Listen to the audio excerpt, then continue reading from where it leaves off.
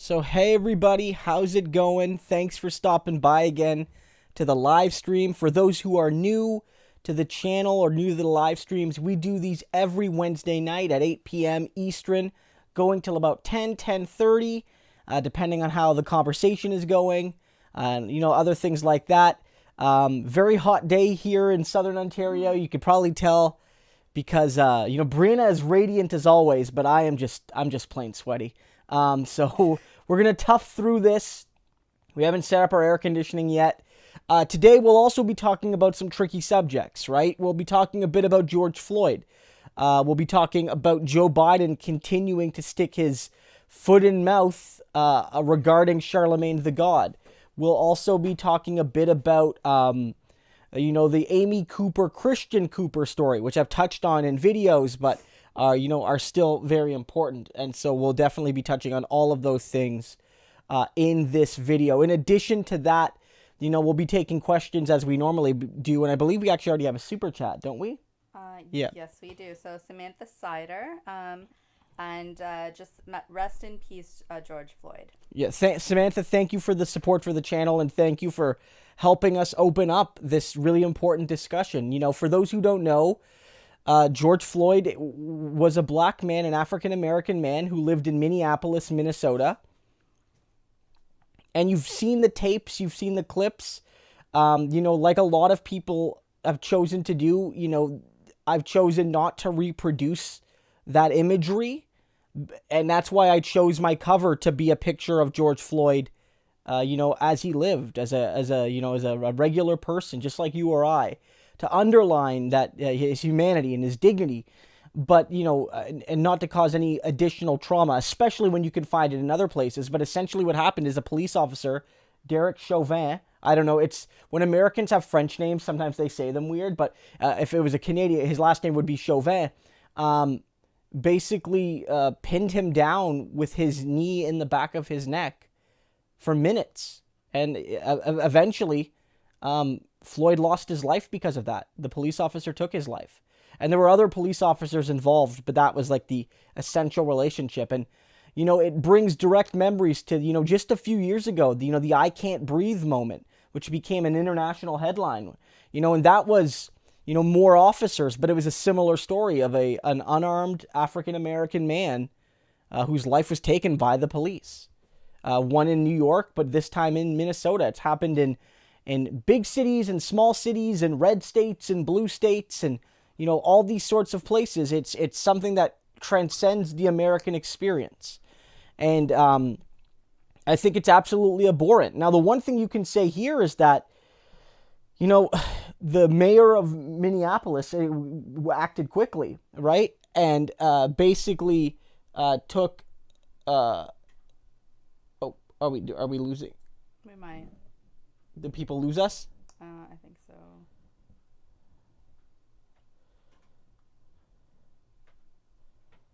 People lose us. Yeah, the video cut off.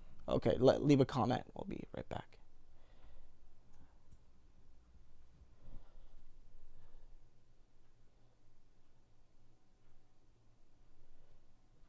Okay, are we back? Are we back? I think we might be back. And Smokey's in the picture now too. So we might be back. Are we back, guys? Yeah, the video cut off. Okay, leave a comment. We'll be right back. Okay, we might be back. Okay, that's weird. Sorry about that, guys. So, yeah, in case we got cut off, Derek Floyd was, he's an African-American man from Minnesota whose life was taken by the police. And it's that, I can't breathe was something that was said 5 years ago. Mm-hmm. And it's something said yesterday, right? And the one thing you can say is that, the community acted quickly here to remove these officers. It was less than a day, less than 2 days, and I think that was really interesting. It's good to see. Now there's a whole debate about whether or not Chauvin and these other people will face criminal consequences, not just their job being lost and those sorts of consequences, but charges. And I haven't seen any direct indication yet. And I think that that's something that's very, very important to see. I'm just trying to read the comments here. Did everyone kind of get us back? It looks like we're back in good. I think so, yeah. Okay. This is being weird. It's showing red, but it's showing good bit rate. So I think we're okay. People are saying, you cannot trust the police. They avoided their trust. I think a lot of people are talking about that. Some people are saying that this is awful, right? I don't know what you're getting. What are you getting from people? There's no actual questions, just chat. Yeah, well, what are people? I'm interested to see, because this is such a personal issue and such a powerful issue, right? Just that people feel like they can't trust the police. That law enforcement, that like the badge of law enforcement is being used to justify murder. Mm-hmm. Yeah, I mean, so from my perspective, this was murder from my perspective, and I think that there needs to be justice here. Yeah.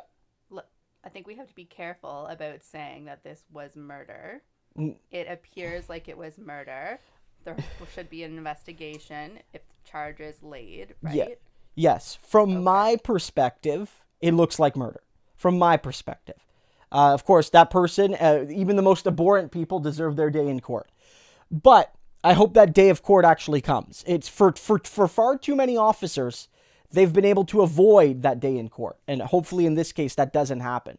Now, I want to note that, as we're speaking right now, as we're doing this right now, there are people all over that city of Minnesota, in Minneapolis, talking about this incredibly important story.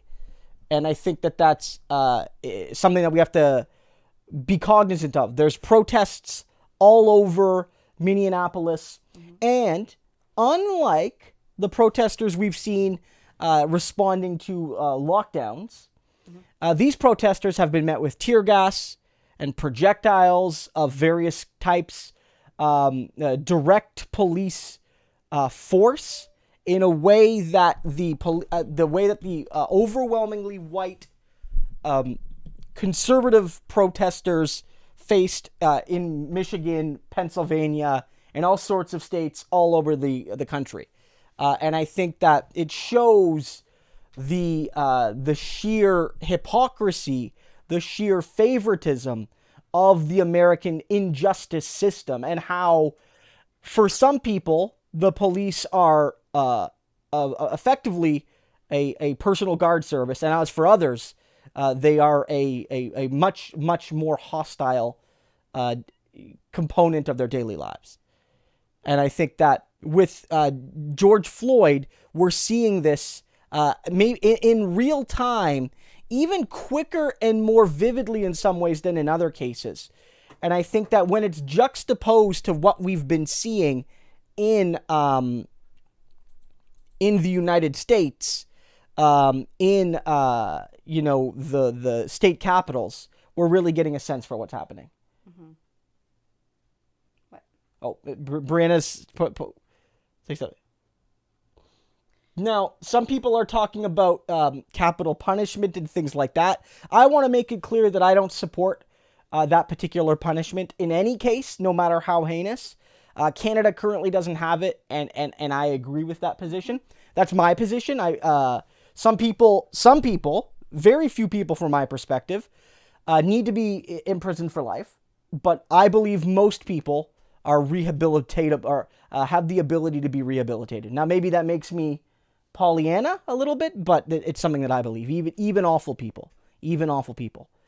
But that's different countries have different rules, right? And I know the United States has that particular option available to it in criminal justice. Mm-hmm. But of course, as we should note, who gets that punishment, who faces capital punishment, disproportionately likely to be African American and or Latino, even when you compare like crimes. Mm-hmm. So that's important to realize. Can you just check the stream? Yeah, people are saying it's bad. Well, and I keep losing it. People are okay. That's interesting. Are people losing the stream? Gets that punishment? It looks like it's fine on this end. Okay. Well, see, mine just stopped again. Yeah. Okay. It makes it hard to get questions, but We'll just have to keep. okay. Yeah. Okay, let's keep going. Yeah. It looks like it's fine right now. So we'll keep going. Let us know if there are any issues, guys. It looked like we did have some originally, but we'll keep going with it. Derek Brenneman says, Christo, that woman in NYC attempted murder, ? I don't think you'll ever get her on that, like from a legal sense. So for those who don't know, and I made a video about this, go check it out. Amy Cooper, who sadly enough is Canadian, right? Yeah. We all found that out. But she was like this investment banker type lady who lived in New York. She was walking her dog in a part of Central Park that has a very strict leash must be on policy to protect the wildlife and the greenery. It's the rule in that part of the park. And as a response, what happened was Christian Cooper, who is a black man, unrelated, they both have the last name Cooper. That's quite, what are the odds, right? Basically said, ma'am, you have to put your dog on your leash. And then she freaked out and basically said, I'm going to call the police and say that an African-American man is threatening me, putting my life in danger, what have you. And she did just that, and it was all recorded on tape. Now, we knew exactly what she was doing. We knew exactly what she was doing. She was going about to try and get this man in trouble using her white femininity, right? She was tapping into the legacy of Emmett Till and of countless white women from the 1800s and 1700s and the Jim Crow era and after. She was tapping into that legacy, and she knew what she was doing. Now, could you say that, she's liable for the police's actions? No. But there have been some discussions that what she effectively did was fraud. She would falsely accuse somebody. She, misled police and things like that. There could be legal consequences for her, in addition to the fact that she's lost her job. But that hasn't been determined yet. Well, she essentially weaponized his race, right? Yeah. Can Amy get deported? That's an interesting question. I'm not sure. She would at the very least probably have to have committed some kind of crime. Yeah. But, maybe. I don't know. Generally people are only, deported if they're there legally. If they've committed a crime after the sentence has been served, then they get deported. Yeah, and like Joe from Real Housewives. And I think she might be a dual citizen because she's made political donations. And if that's the case, and Canadians can't do that. Yeah. So I think you have to be a citizen to make donations to a political party, right? I think. Yeah, I think so. Yeah. Okay. People are saying a false 911 call is a felony, so there could be legal consequences, right? Yeah. Yeah. Well, and I almost wonder if what she said could be considered uttering a threat, right? Well, it certainly was in a moral sense, right?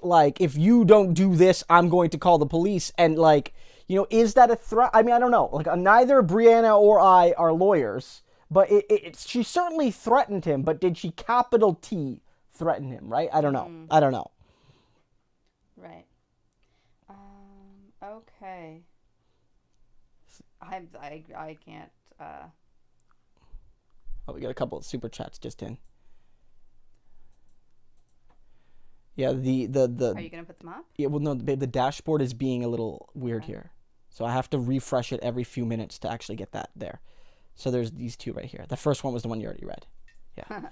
Okay, Samantha Sider says this super chat is to help get Brianna a microphone. Okay, looking at the space. Thank you. Looking at the space, guys. I really appreciate the support. From what I've done and all the tests I've done, he hasn't tested in months and months and months. He hasn't tested for months and months, just so everyone is aware. I'm saying that it always has an echo. I need to find some way. He tried it once for 15 minutes and he never did it again. I need to find it without echoes. And I don't know if the amp I have only has one of the connections. I've done it with my Blue Yeti, which is a USB mic. But both mics feed into one another. It hasn't worked from my perspective. And I don't know if I have the technical setup for it. But it's something that we'll continue to explore. Such a liar. Okay. The other super chat from Leslie Wheeler. Did you hear about the mayor calling for the cop that murdered George Floyd to be prosecuted? Yes, Leslie, thanks for that. I think we briefly mentioned it, but it might have been when the stream was funny, right? So yeah, the mayor of Minneapolis, to his credit, came out and acted quickly and said he wants to see charges be laid. Now, ultimately, it's not his decision, and of course, the mayor isn't the prosecutor, but he's sort of made it be known that he feels that's the case. And I mean, I agree with him. Ultimately, even people like Derek Chauvin's notes deserve their day in court, right? And they deserve all the evidence to be heard. That makes them look good, that makes them look bad, that everything in between. And we shouldn't render, in a legal sense, judgment before trial. But at the very least, so many of these types of police officers have gotten off without ever even having to face a legal consequence, without even having to go to a trial, without even having a full investigation. And at the very least, we need that here. Now, I'm skeptical that there will be justice, because police officers, whether it's due to the fact that there's an unspoken pact between judges, prosecutors, and cops against citizens, or whether it's the fact that on juries, it only takes one person that frankly thinks that cops can do no wrong to hang a jury. Mm-hmm. The reality is that I'm skeptical, but at the very least, you want a trial. There's enough evidence here for a full, real deal trial for something to happen. And let a jury or a judge decide. Mm-hmm. Yeah. Yeah, Gene, we've seen the video, but again, because people have noted the video before, and I don't want to sensationalize what we saw, I'm limiting playing the video. David Dole made a similar decision, right? People can find the video. This isn't the place to watch it.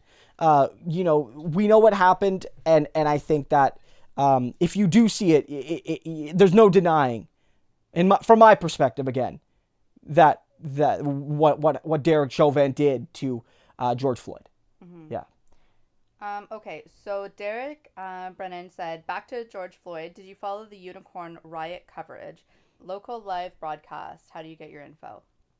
Yeah, I mean, I follow things on Twitter. I follow things on Reddit.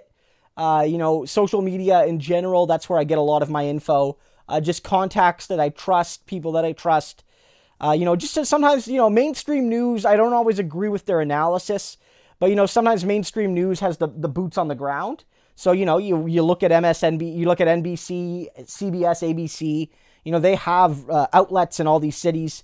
You just watch their coverage. It's not always without bias, without slant, but you get a good sense. And from what I've seen is police act with much more hostility towards these protesters than the anti-lockdown protesters, even though it was the anti-lockdown protesters with deadly weapons. Well, you literally had people in Wisconsin with automatic weapons sitting outside the governor's door, right? Yeah, and in the legislatures, in the state houses. And they got a stern talking to? Yes, and I'll remind you, some people have noted this, that in Wisconsin, about 10 years ago, Scott Walker, one of the worst governors in American history, basically took away, made Wisconsin a right-to-work state.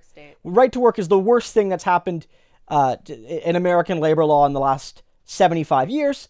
And the reality is there were a lot of workers and allies protesting, and it was deemed that having signs, having posters and flags and banners in the lobby of the Wisconsin legislature, whatever they call it, State House, was inappropriate. Mm-hmm. So, I don't know if this makes sense to you, but you can have a gun designed to kill people by the dozens or hundreds, because that's what these guns are designed for. They're not designed for defense or hunting.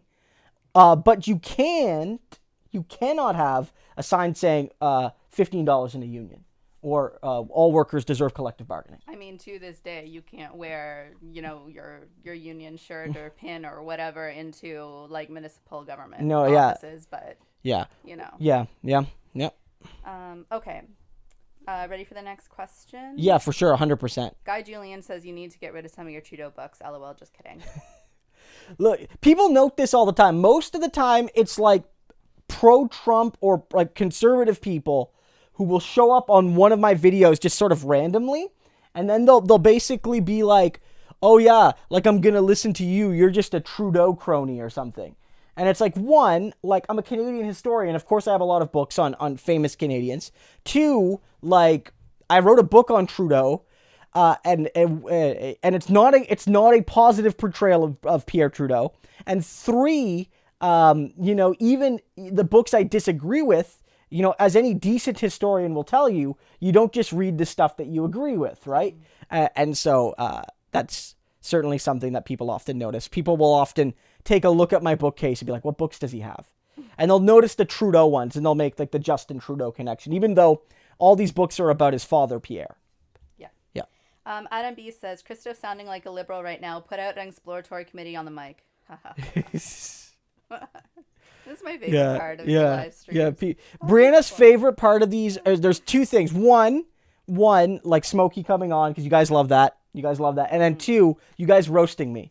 And right now, I'm literally and figuratively being roasted. I know, we are so red and shiny. It's very hot in here. Yeah, we look like messes. Sorry. Okay. Rob Anderson, what's your opinion on the New York Democratic primary coming up? I mean, the primaries are tricky right now because, they still matter. Their delegates are still being allocated. But, everyone's sort of stopped talking about them, and Biden just keeps winning them, although some of them, not by a whole lot, considering he's the only one running. Apparently, Biden just won the Ohio primary. I don't know. I think the big thing with New York was ensuring that they didn't have the ability to just unilaterally remove people from the ballot. And I think that was important that, Andrew Yang people and Bernie Sanders people worked to appeal that decision by the Board of Electors in New York State, because that decision was really dangerous. Again, even if you make the case that this primary is sort of over anyway, not everyone agrees, but like, let's say that you have that view, it's for the future, about New York State or other states just pulling people off the ballot, even though they've earned their right to be on that ballot. That's the simple truth. Bernie, Yang, everybody else that wasn't Biden, if they, got enough signatures and demonstrated the requisite support to get on the ballot, there's no reason they should have been left off the ballot. Yeah. Comrade Internet says, wants to know if you read Robert Evans' article about the Boogaloo movement. He said it's relevant because of the appearance of 16 Boogs in uniform at the march yesterday. No, I haven't read that. Comrade Internet, if you can DM Christo the article, because it won't show up in the chat. Send me something. Yeah, I have no. Honestly, I'm not aware of that broad history. Mm-hmm. Not aware of that broad history. Somebody noting the SM7 mic. That's the one I use right here. This is this mic right here. It's a very good microphone because it picks up a lot. It's got a good sensitive sound to it, and it works really well with a simple amp. Unlike a Yeti mic, you can't just plug it in as a USB. You need an external amp to run it, and probably a cloud lifter. But the quality is significantly better than what you'll get from a USB mic. Arlene Chambers says, spot on, Christo. Arlene Chambers, a channel member, says, I live in Wisconsin and it's becoming ridiculous here. Yeah, you're seeing all sorts of these protests, and again, how police, how law enforcement, how politicians, what they enforce and how they enforce it is very clear. It's very clear that we're seeing the hypocrisy and injustice sort of in real time in a way that, maybe we haven't, because it was rare that you would have on the one hand these major protests around COVID-19 and then, protests around police injustice happening, at the same time, essentially, or within the same week. And I think that juxtaposition is illuminating to a lot of people. For a lot of us that are maybe more politically plugged in, of course we realize that, like, white gun owner protesters are going to be treated differently than black youth protesting for racial justice. We knew that. But for a lot of folks, they wouldn't have believed it unless they saw it in a direct, unavoidable comparison. Yeah. Mm-hmm. Okay. Samantha Sider says, media has been going mask off even with 100,000 deaths. Yep. We saw the video. I made a video on the Trump human capital stock claim that really got no pushback by the media. They're talking about people as livestock. And again, some economists say, well, that's the term we use in academia. But academics aren't always right. And the language you use in academia is appropriate, maybe, not always, but maybe it's appropriate for the classroom, but not for national news coverage during a crisis. And so, here in Canada and here in other parts of in the United States as well, you're seeing a lot of people basically say it's time to open up, that we have to get people back to work as soon as possible, that any of the aid programs we currently have are bad because it's allowing people to not go back to work. In Canada, the argument has been that most of the people who have passed away and most of the people that have been affected most severely have been in long-term care homes. Mm-hmm. It's like seniors' homes and homes where people with disabilities live, like, in the long term. And some, I think 75% of the Canadians who have passed away due to COVID live in a home like that. And so the argument from some conservatives, including some conservative members of parliament, has been, well, that means everyone else is actually fine, and we could just open up. We'll just quarantine the like long-term care homes, and we don't have to worry about it. When of course that's not how this works, right? That's not how it works in any case, because the workers of those homes have to go in and out of the community. The food deliveries and all these sorts of things that go in and out of those homes will become more dangerous, and it's difficult to do that. Not to mention that the reason why there's been relatively few people passing away is because we've been doing these quarantinings, and not everyone who is at risk lives in a long-term care home, right? So I think that you're seeing a lot of this where people are where they were whispering before, they're not shouting yet, but they're talking at a normal voice about how, we gotta, what's 100,000 more is effectively what they're trying to say without saying it. And you heard the arguments. The reason why the opening is happening slowly is because no one really knows what's going to happen. Mm-hmm. And so the workers that are being forced to go back now are guinea pigs. They're being made to be guinea pigs for the economy and for the public health regime, whether that's in Canada or whether that's in the states doing their reopenings. Well, actually, that's not quite true. I mean, we do know what will happen. It's just a matter of to whom and when. And how severely, right? Yeah. And I think that what we're saying is that the people who have to go back to work now are the ones that are the tests. Mm-hmm. They're the test subjects. And there was an interesting article released the other day by the Canadian military, wasn't there? Yeah. So for those who don't know, here in Canada, the long-term care homes, again, as I said, are the epicenter of COVID-19, and especially in Ontario and Quebec. A lot of homes were hit hard, so the military was called in to help. Military, like medics and stuff, went into these homes. And we knew about this. Brianna and I, as labor activists, as members of the NDP, and just as people who don't have our heads in the sand, we knew that long-term care was broken for years now, if not decades.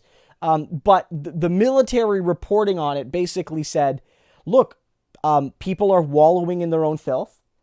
People are not only dying because of COVID, but are dying because of dehydration and starvation. People are being force-fed in ways that are putting them at risk of choking.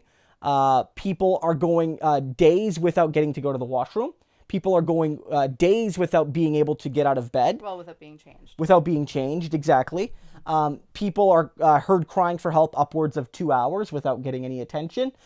This is what is happening in these homes. And COVID-19 has exacerbated the issue, but has not created the issue.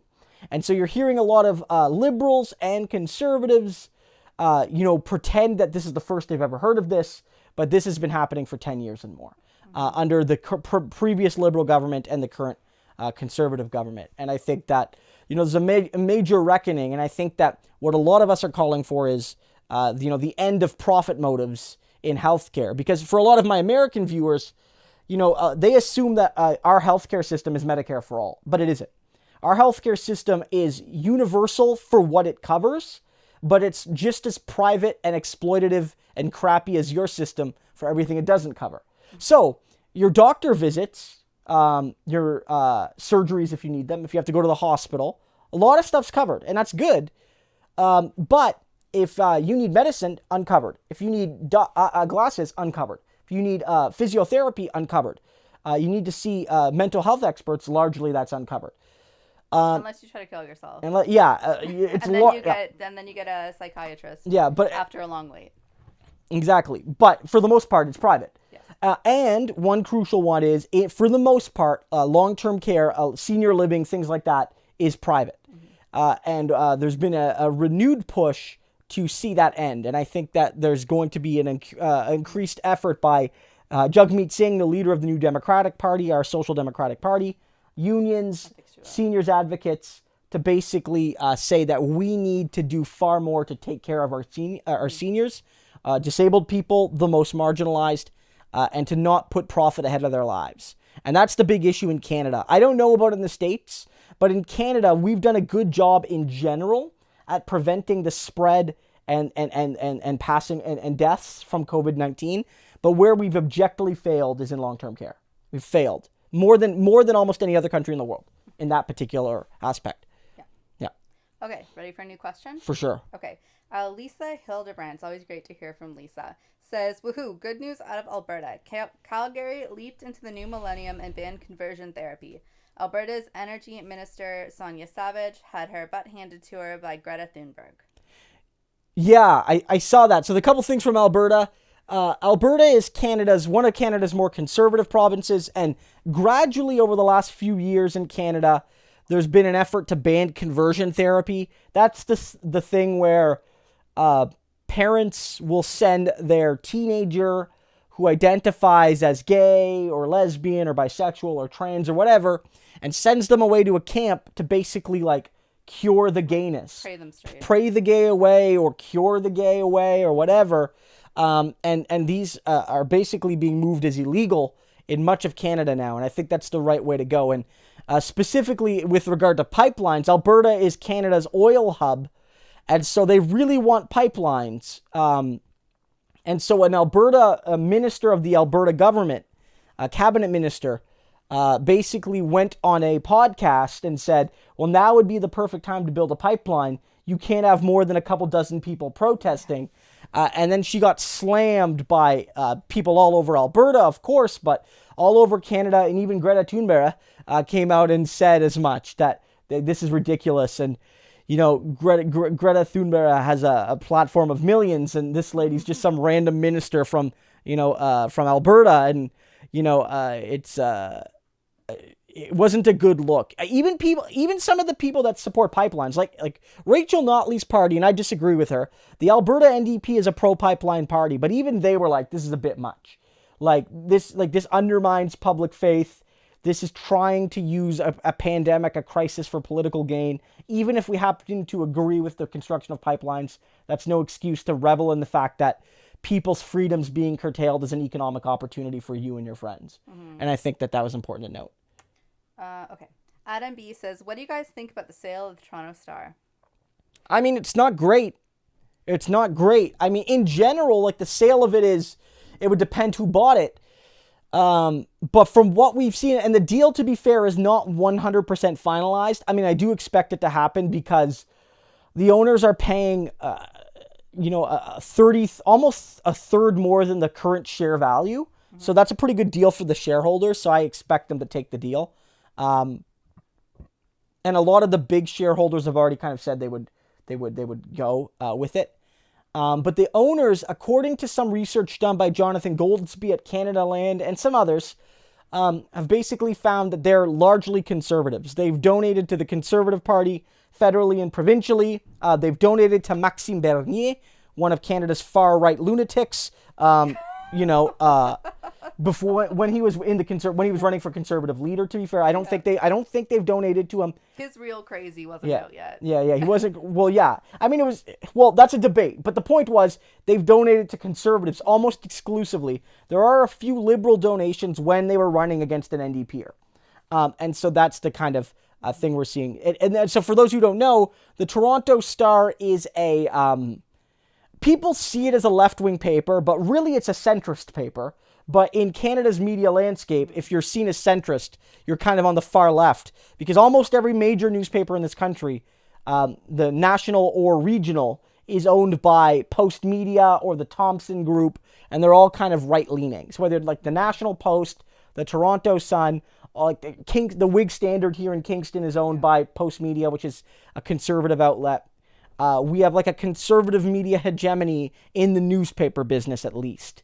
And I think that's something that the Toronto Star, again, not a progressive source, but a source that had progressive voices, right? On the whole, it was still, a capitalist center-right outlet when the chips were down, but they did good labor reporting. Linda McQuaig's a columnist there. And, these new owners have said they want to preserve the principles of the Toronto Star, but of course, we once they take control, we just have to take them at their word. We don't know, right? Well, once they take control, the principles of the Toronto Star, what they think. Well, yeah, and I get argument, right? So we don't know what'll happen, but it certainly doesn't look good. Sin Historia says, "Oh man, I guess the Star isn't going to endorse the NDP ever again." Yeah, probably not. I mean, remember last time when they endorsed both the Liberals and the NDP. I mean, they did endorse the NDP in 2011 federally. But how are you endorsing the Liberals and the NDP? That's not an endorsement, right? Well, they didn't want to endorse the NDP. Yeah. My point is an endorsement. You need to pick someone, not draw. Well, yeah, sort of like when the New York Times endorsed Klobuchar and Warren. Yeah. Yeah. Okay, Cheese Booger says, who do you think Biden will pick as his running mate, Lizzie Warren or Amy Chizar? Klobuchar? Well, okay, he said it weird. Klobuchar. Yeah. I think Klobuchar is more likely. One, ideologically, she's more similar to Biden. Two, she represents a swing state. Three, or not a swing state. Minnesota's not really a swing state, but she represents a swing region. Three, she's younger. Like Warren is in her early 70s, whereas Klobuchar is in her 50s. I believe maybe early 60s. So she's, if you have a candidate in their late 70s, you want somebody a bit younger. But I don't know if he's going to pick Warren. I know Joseph Mangano had a comment there saying that a lot of the polling has been good for Warren. Like, picking Warren helps Biden with young people, with Hispanics, with a lot of the groups that he's struggled with. And I mean, look, out of all of the people that are being considered, Warren would probably be the best ideologically, even though I do think she sort of betrayed the left. Not sort of, definitively betrayed the left in this primary. But, he's not considering Nina Turner, so we can't hope that he's actually going to pick someone good, right? So it's about pick like the least worst, but I don't see him picking Warren. And I wonder, guys, I'm not sure, but I sort of wonder that a lot of people wanted him to pick a black woman, and he certainly has that as a possibility. But his race-based gaffes in the last week or so, I wonder if that's put more pressure on him to actually pick Kamala Harris or Stacey Abrams. Or Val Dennings or somebody else for that matter, because he's utterly failed. I mean, as I noted in the title, I can sort of touch on it now. Maybe now's a good time. We all know I did the videos where Biden said, if you're considering voting for Trump, you ain't black. Created a huge backlash, all justified.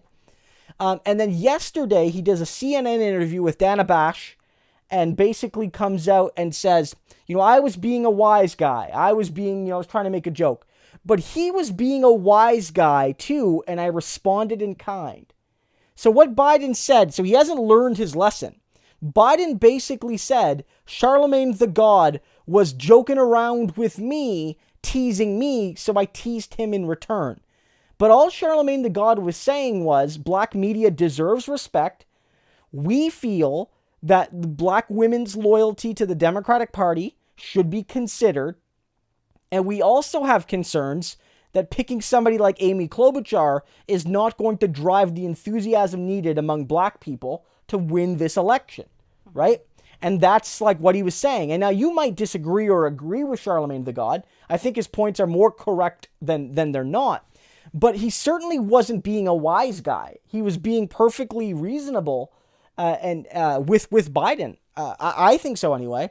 And especially considering like black media sources don't get that mainstream attention. No, well, exactly. That's what he's saying. You can't do this to the black media, he says. And I think it's like, black media doesn't get a lot of interviews, right? They don't get a lot of presidential interviews. And frankly, like as a proportion, there's not as much black media, but that's because of historic, inequalities of money and of influence and of networking, and to cut that interview short and to make a really distasteful joke, and the part that I covered in my video, but that's sort of been ignored, to basically say that you're the greatest thing that's ever happened to black people in response to criticism about your and your party's record among black people, it was really gross. And to see that he's still trying to blame Charlamagne the God, like a week later, 5 days later, whatever, is really sad to see. And that flew under the radar. I mean, I didn't even see it till today. It happened last night.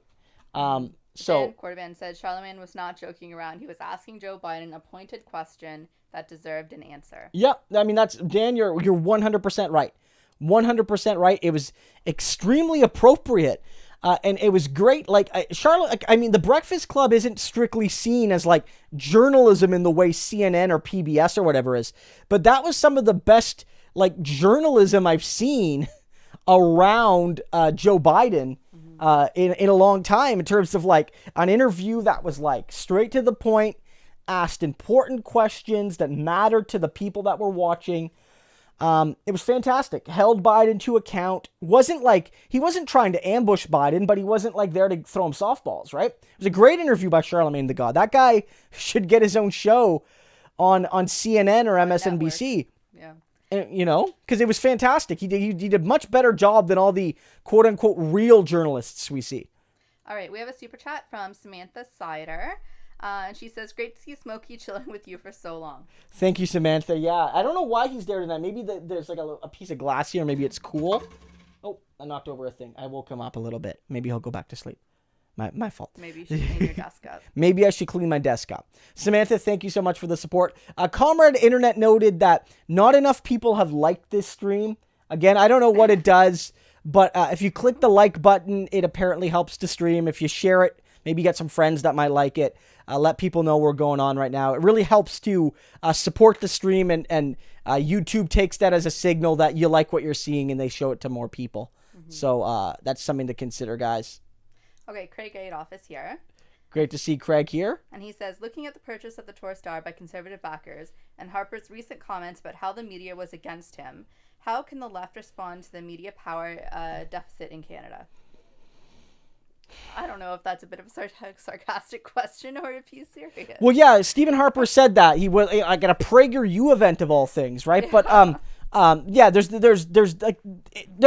is some media in Canada that has a liberal bias, but that's literally a bias to the Liberal Party, not to progressives or the left. On the whole, I would say the media is actually in Canada somewhat fair between the Liberals and Conservatives. Liberals won't like to hear that. A lot of newspapers are owned by Conservatives, but I mean, Conrad Black endorsed Justin Trudeau. Even the Globe and Mail, 4 years ago, they didn't endorse the Liberals, but they sort of wanted Stephen Harper to be gone, basically. So, our media isn't totally in the bag for Conservatives in a way a lot of Liberals think, but there's no question we have an anti-NDP, an anti-left media. For those who didn't see it, go check out David Dole's channel, The Rational National. He posted an interview earlier this afternoon where we noted the story about how, the NDP got access to a wage subsidy to help cover costs for their staff. And the narrative that was spun by media all over and by people on social media was that the NDP is, the left party is going broke. But then what came out after that was that actually all the political parties basically are getting this money, and the major ones have been getting it longer than the NDP. And so this was just one example of an anti-NDP media. In terms of what we can do, I mean, I think that, supporting independent media is a big way to go. Support Canadian YouTube creators, support Canadian podcasters, support sources like Ricochet, Our Times Magazine, rankandfile.ca, The T, what is that? Canadian Dimension. Like, support these sources. A lot of them, sometimes if they have a magazine or a publication, subscribe. Some of them, take donations. They, whether it's Patreon or something like that, they effectively have sources like that. That's the best way. Ethan Cox from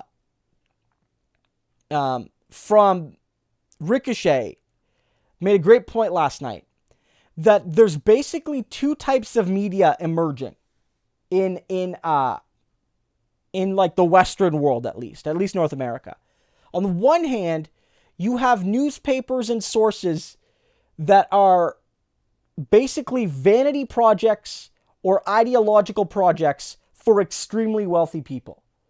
People who have hundreds of millions or billions of dollars of wealth, and they don't need their paper to necessarily be profitable, because the value of the paper is that it's a mouthpiece for them and their corporate interests. Or you have, on the other hand, you have newspapers and publications and podcasts and shows that are there to provide independent news, cover topics that are often ignored or misrepresented in mainstream media. And the left obviously doesn't have any newspapers that it owns as billionaire projects. But what we do have is we have the ability to crowdfund and cooperate like that. So if you have a left-wing YouTuber or podcaster or magazine or online publication that you like, find a way to make a contribution to them. In some cases, some of them are registered charities. Some of them aren't. So in the cases when they are registered charities, you can even get a tax credit. And that's actually a thing that La Presse did in Montreal. La Presse went a third way, but we haven't seen too many sources do that, where they basically declared themselves a non-profit. Who? The La Presse, one of the big historical, one of the two big historical French-Canadian newspapers. There's Le Devoir and La Presse.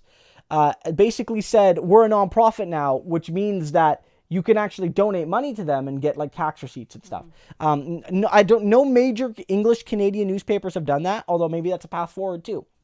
It might be. Yeah. Okay, Joseph Mangano says, a morning consult poll has Warren as the biggest difference maker among millennials, Black, and Hispanic voters for VP. Do you think the Biden camp will actually take this to heart? No. Unfortunately, no. I mean, I've seen that polling, and I've seen lots of other polling, too, that shows that Warren is very popular as a choice. But I think that whether it's the fact that Warren is, again, she betrayed the left, but the fact is she's still far to the left of Biden on some key issues. She's from a state that he doesn't need to win, from a region he doesn't need to win. She finished third in her own state, even though she was actively running. I think that if he wants a white woman, he'll want to pick one from the Midwest, like Whitmer or Klobuchar. And if he wants somebody that represents the diversity of the party, he'll pick Kamala Harris or Stacey Abrams. Warren doesn't necessarily bring that much to him. And his campaign isn't designed to reach the left. His campaign is based on hoping the left will be forced to vote for him as hostages. And he's campaigning for suburban, white, educated college women in suburbs all across the country. And maybe Warren helps with that, in a sense, because Warren is herself, her strong suit in that, if she had one, was educated white women. But Amy Klobuchar actually did better in some states early on than Warren did among those people. Klobuchar's strong third place in New Hampshire, that was sort of surprising to people, was based on the fact that whereas Warren was expected to do well with educated women in that state, Klobuchar did better. And so if you're about getting educated women, I don't even know if Warren gives you a huge advantage over Klobuchar. Both of them fit that profile. They're both very accomplished, educated, professional women. Does Klobuchar have a PhD? No, she doesn't. But she was a prosecutor. So she's a lawyer. So she's a professional woman. Mm-hmm. Yeah. Okay. Another super chat. It's really hot. Shays Lucas says, hopping off the stream to do some phone banking with my ANDP EDA, but just wanted to send some appreciation to the both of you. Oh, thank you, Shays. Shays, thanks so much, Shays, for that. It's a great point. Great to help your Alberta NDP again. I don't always agree with the Alberta NDP, But they're struggling. They need our yeah, support. they'd have my support more than any other party in Alberta. That's for damn sure.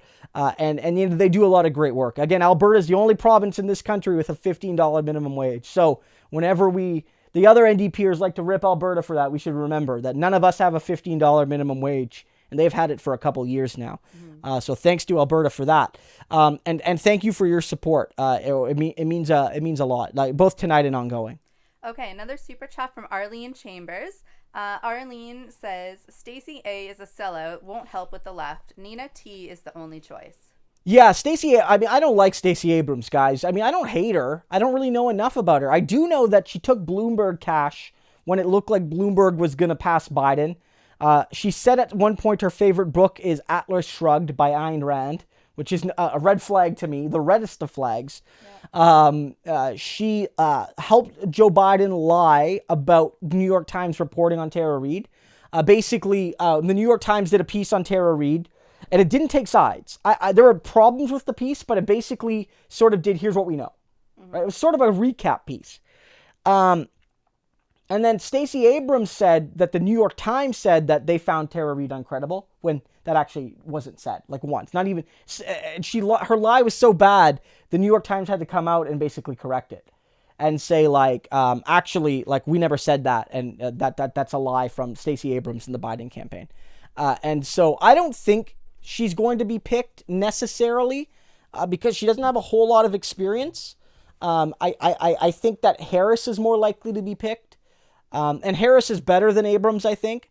Harris is awful, but I mean, she's at least pretended to work with Bernie Sanders before.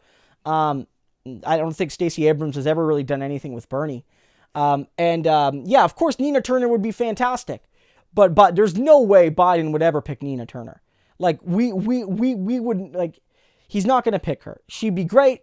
It would be fantastic to have her be one heartbeat away from the presidency.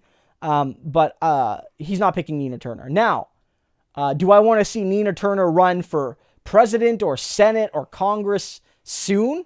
Yes. I would love to see Nina Turner run for president. And she would almost certainly have my full support. But there's no way Biden's going to actually do that. There's no way.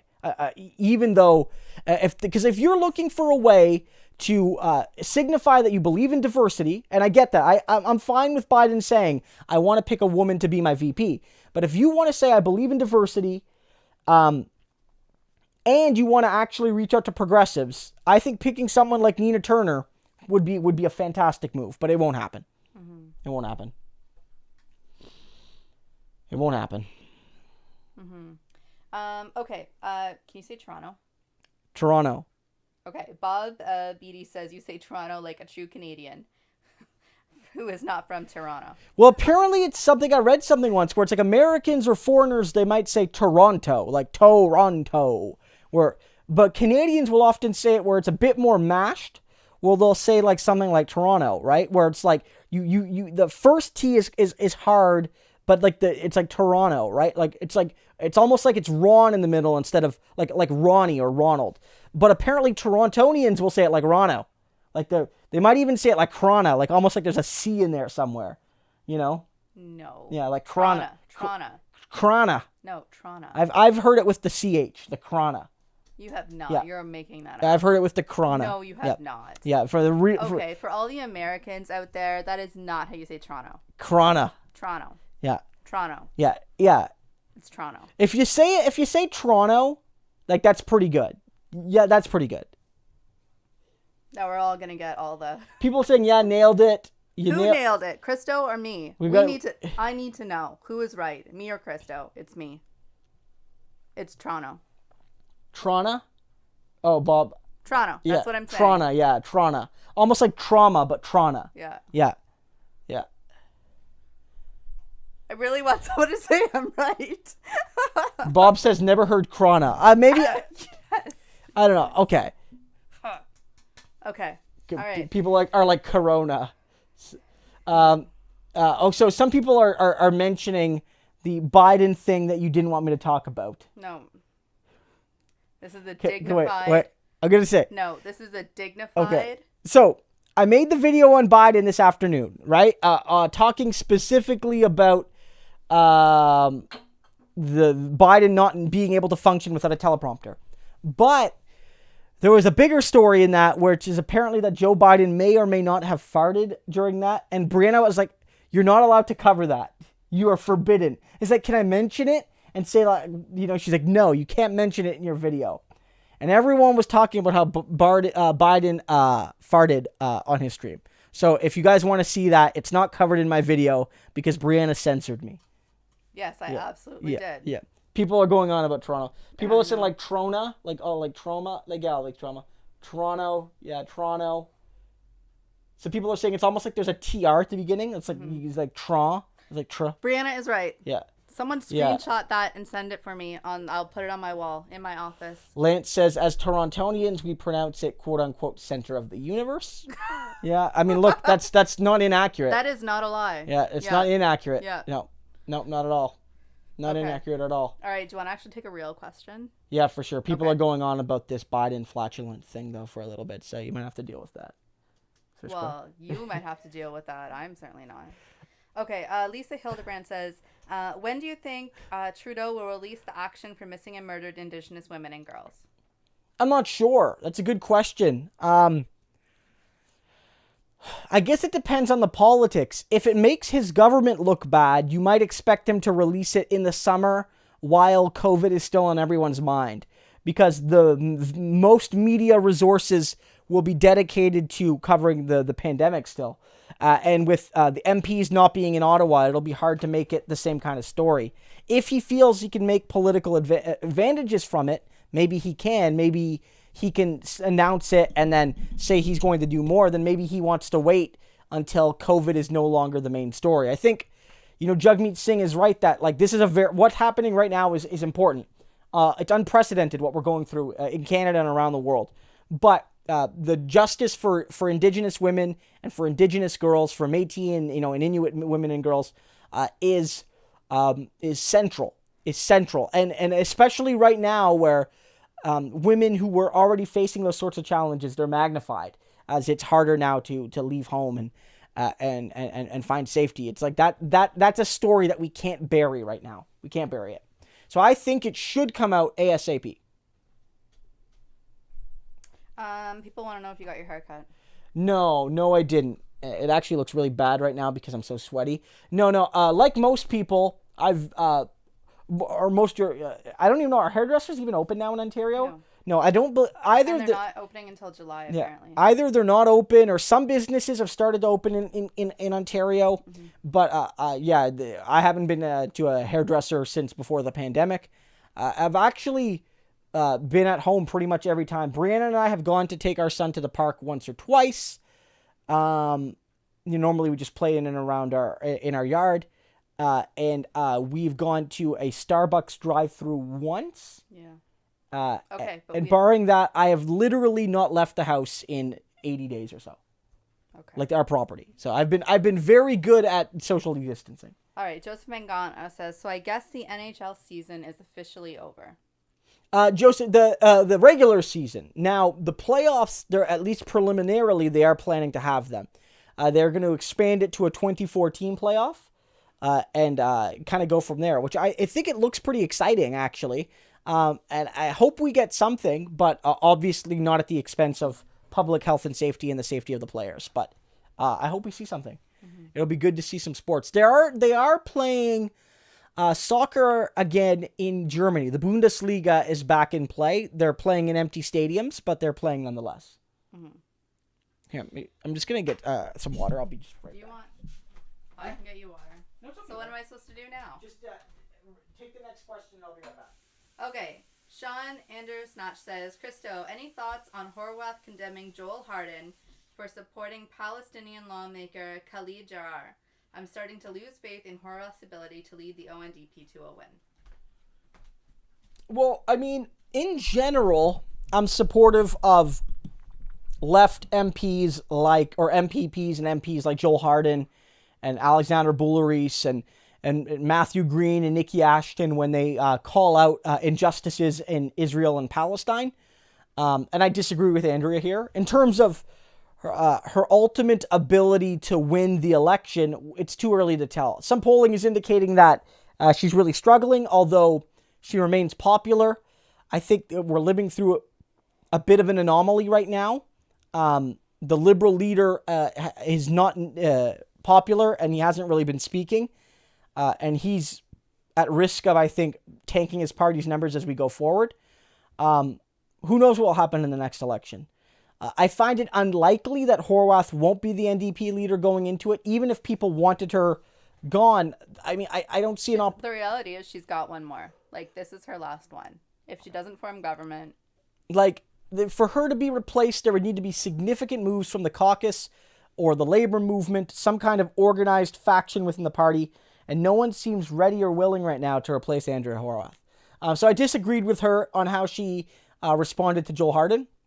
I think Joel Harden was right to do that, just like Joel Harden was right to pose with a sign that said "fuck Doug Ford," because Doug Ford's awful, and whatever this pandemic has done to briefly and unjustly mend his reputation. The way he's treated Ontarians deserves much more than a sign saying "F you." I think in that sense I stand with Joel. But in terms of the ultimate election, it's far too early to say whether or not Andrea can or can't win. Mm-hmm. It's far too early. Far too early. Yeah. Okay. Guy Julien says, any advice for an independentist leftist in Quebec, often torn apart between the Liberals, the NDP and the Bloc. Besides voting according to the polls, the 2011 election killed me. Yeah, I mean, in terms of those parties, I would vote for the NDP. Obviously, I vote for the NDP anywhere federally, except for, and everywhere provincially, except in Quebec, where I'd probably support Quebec Solidaire. So for me, it's not even like you can't vote Bloc because they're quote-unquote separatists. I wouldn't vote for the Bloc. The largest reason is because their policies, from my perspective, are largely Islamophobic, especially as they approach Muslim women. They also attack Sikh men. I can't support a party that supports those policies. They've also sided with the Liberals on a tax cut for six-figure earners.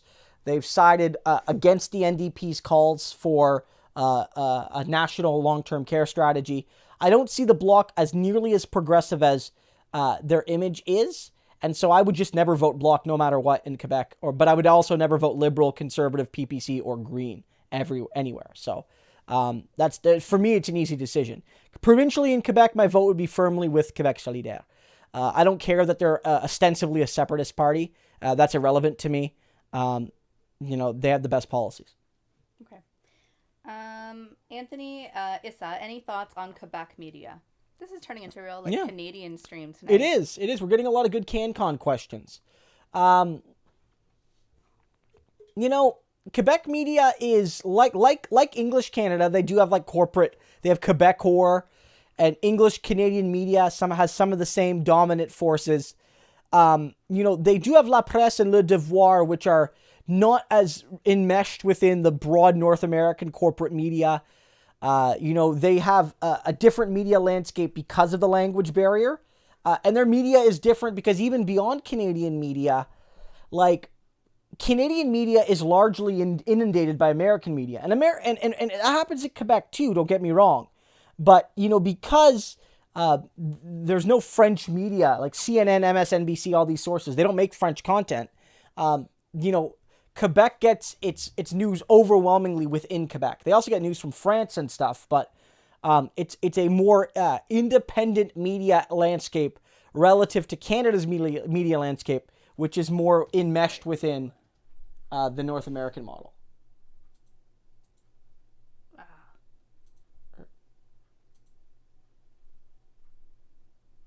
Can I put that? Yeah. Oh, that's it. Okay, keep going. Here. No. You do it. I can't do it. Okay, yeah. Yeah, Brianna wants me to put a user in timeout or something. Okay. Yeah. Dan Corbin says, Christo, how different would the coverage have been last year if Andrew Scheer or Maxime Bernier were caught in blackface? Oh, it would have been worse. It would have been worse. I don't know if the coverage would have been worst, but the reception would have been worse because Canadian Liberal supporters are the biggest hypocrites on this planet. Justin Trudeau could not be a bad guy because he's a good guy. And because he's a good guy, him wearing blackface was a misunderstanding, a temporary youthful lapse. If Scheer wore blackface, Scheer would be a bad guy because Scheer's a bad guy and bad guys wear blackface. So from Canada's Liberal supporters, you would have seen that. Now, to be fair, conservatives that all of a sudden started to give a damn about blackface would have been, calling it snowflakery and, PC social justice warriors. And so I think, honestly, coverage would have been similar. I do believe that. But the media reaction would have been, or the social media reaction would have been inverse. One thing I could say is either way, genuine progressives in the NDP would have been very critical. And if an NDP leader wore blackface, I could almost guarantee they would have been booted even in the middle of an election. I'm very confident in that. Okay, Draft Talks 98 says that he's still waiting on that OnlyFans link. What is that about? Okay, Brianna's very innocent and she doesn't know what OnlyFans is. Okay, so do you know? Is it porn? Yes. Okay, no, okay. We're moving on. Okay, so wait, we're moving on. Okay, so for those who don't know, what? Why would you let me read that? Because oh my god. We're gonna talk about this just quickly. No, stop. We're done. We're done right now. So, Fernando G says, "Is Christo a democratic socialist or a socialist democrat?" I am a democratic socialist. That's how I define. My view is that capitalism, at least in the long term, needs to be superseded by a mixture of public, cooperative, and worker ownership, and that profit motives need to be mostly eradicated to build a society of social, political, and economic justice. And OnlyFans is a sort of like Patreon for pornography, for lack of a better term. Whether you're an individual person or whether you're a star, people have created these like Patreon things. I'm very uncomfortable with this, and I want you to stop right now. So all that person was saying is they want me to create an OnlyFans. Yeah. And so what I will be saying is that we will not be creating an OnlyFans, neither Brandon nor myself. We're gonna have a talk later. We're having a talk. Okay. Plebeian Fiends Finding Meaning says we need to have a Green NDP cooperation agreement between the left-wing parties to overcome the LibCon media. I mean, look, I've talked about like the politics of a Green NDP merger. I did a video way back on my channel. You could probably find it if you look up like Christo Green NDP or something. Maybe you can find it on a YouTube search. And my view is that currently it's not a good idea because the parties still have fundamentally different beliefs. Now, hypothetically, if the Greens were to become a more left-leaning party, then I would be more open to it. If, for instance, somebody like Dimitri Lascaris ended up becoming Green Party leader... Ooh, talk about that. Yeah. But as you guys might have seen last night, Dimitri Lascaris was blocked from running for the Green Party. Now, the Green Party's committee is anonymous, so their committee is secretive. They don't know who's on it. And until you appeal, at least, they don't give you a reason for why you were blocked. So Dimitri Lascaris, who is, left-leaning on economic and social issues, far more than Elizabeth May, was basically prevented from seeking the will of the Green membership about whether he can join or become the leader. And as long as the Green Party is trying to prevent people from Dimitri Lascaris, like Dimitri Lascaris or Alex Tyrell, from running for their leaders, even if I don't support either of them enough to join the party and vote for them, but as long as the Green Party is bending over backwards to block any leftist from seeking the leadership, it's not a party that I can tolerate an electoral pact with. Now, cooperation within Parliament is something I'm comfortable with. Even though we don't always agree, there's been some good things between the Greens in BC and the NDP, the BC NDP, although that cooperation hasn't been perfect. But the government it's been a minority government that's lasted for well over 2 years, and the BC government has handled the coronavirus very well, and it's probably Canada's best government right now. Mm-hmm.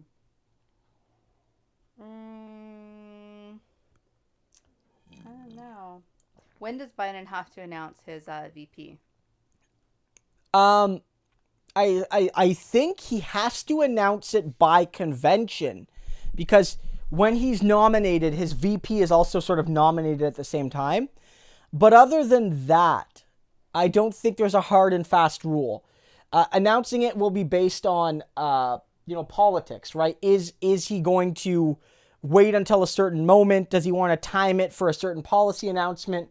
Does he want to wait until maybe there's a scandal that he has where he can bury that scandal with a big VP announcement?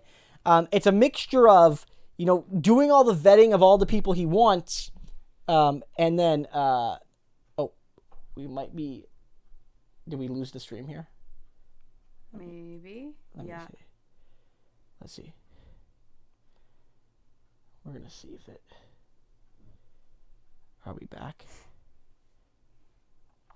Okay, so people, looks like we did buffer a little bit there, guys. So maybe some people lost it, some people didn't. Basically, people are refreshing. It looks like it might be okay. So basically... And take this break to hit the like button. Yeah. Okay, keep going. Yeah. Yeah, people, apparently there was like a bit of an issue there. We're still here, guys. We're still here. So basically what happened was that... you in terms of picking your VP, there's no hard and fast rule.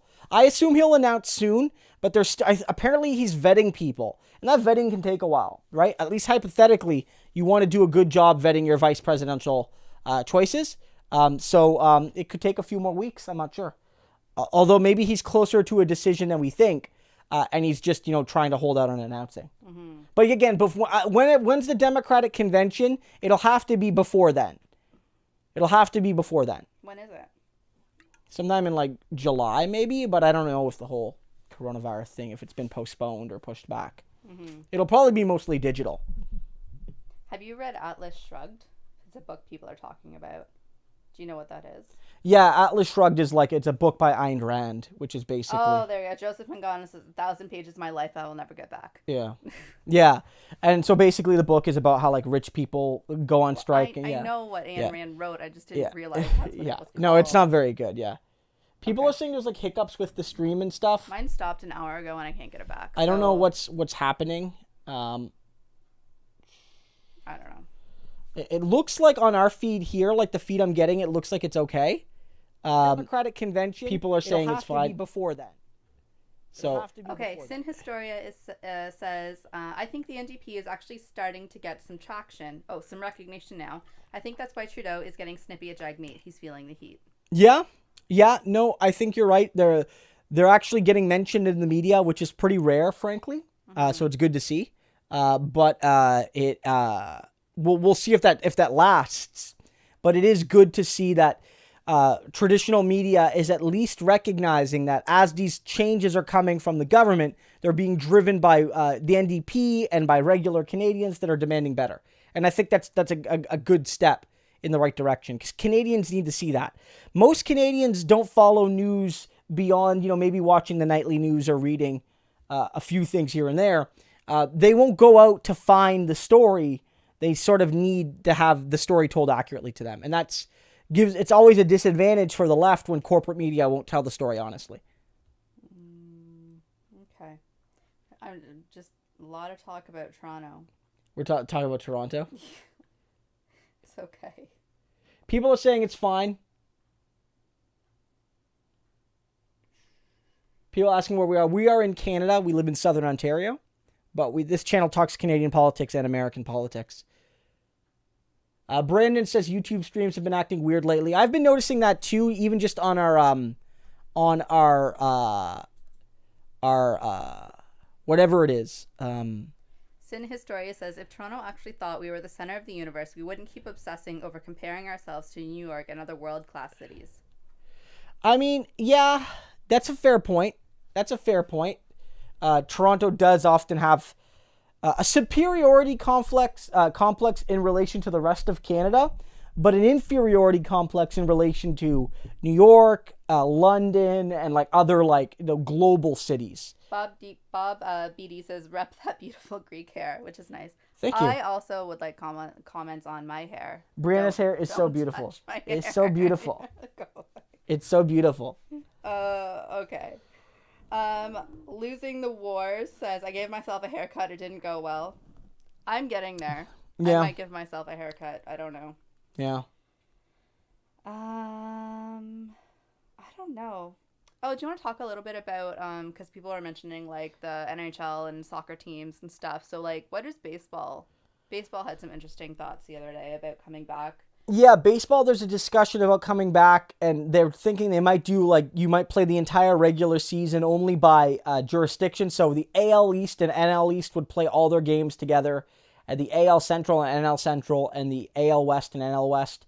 And they would basically have, like, 3 or, like, hub cities or what have you. There's a whole debate right now with baseball about pay structure because they're asking the players to take a pay cut.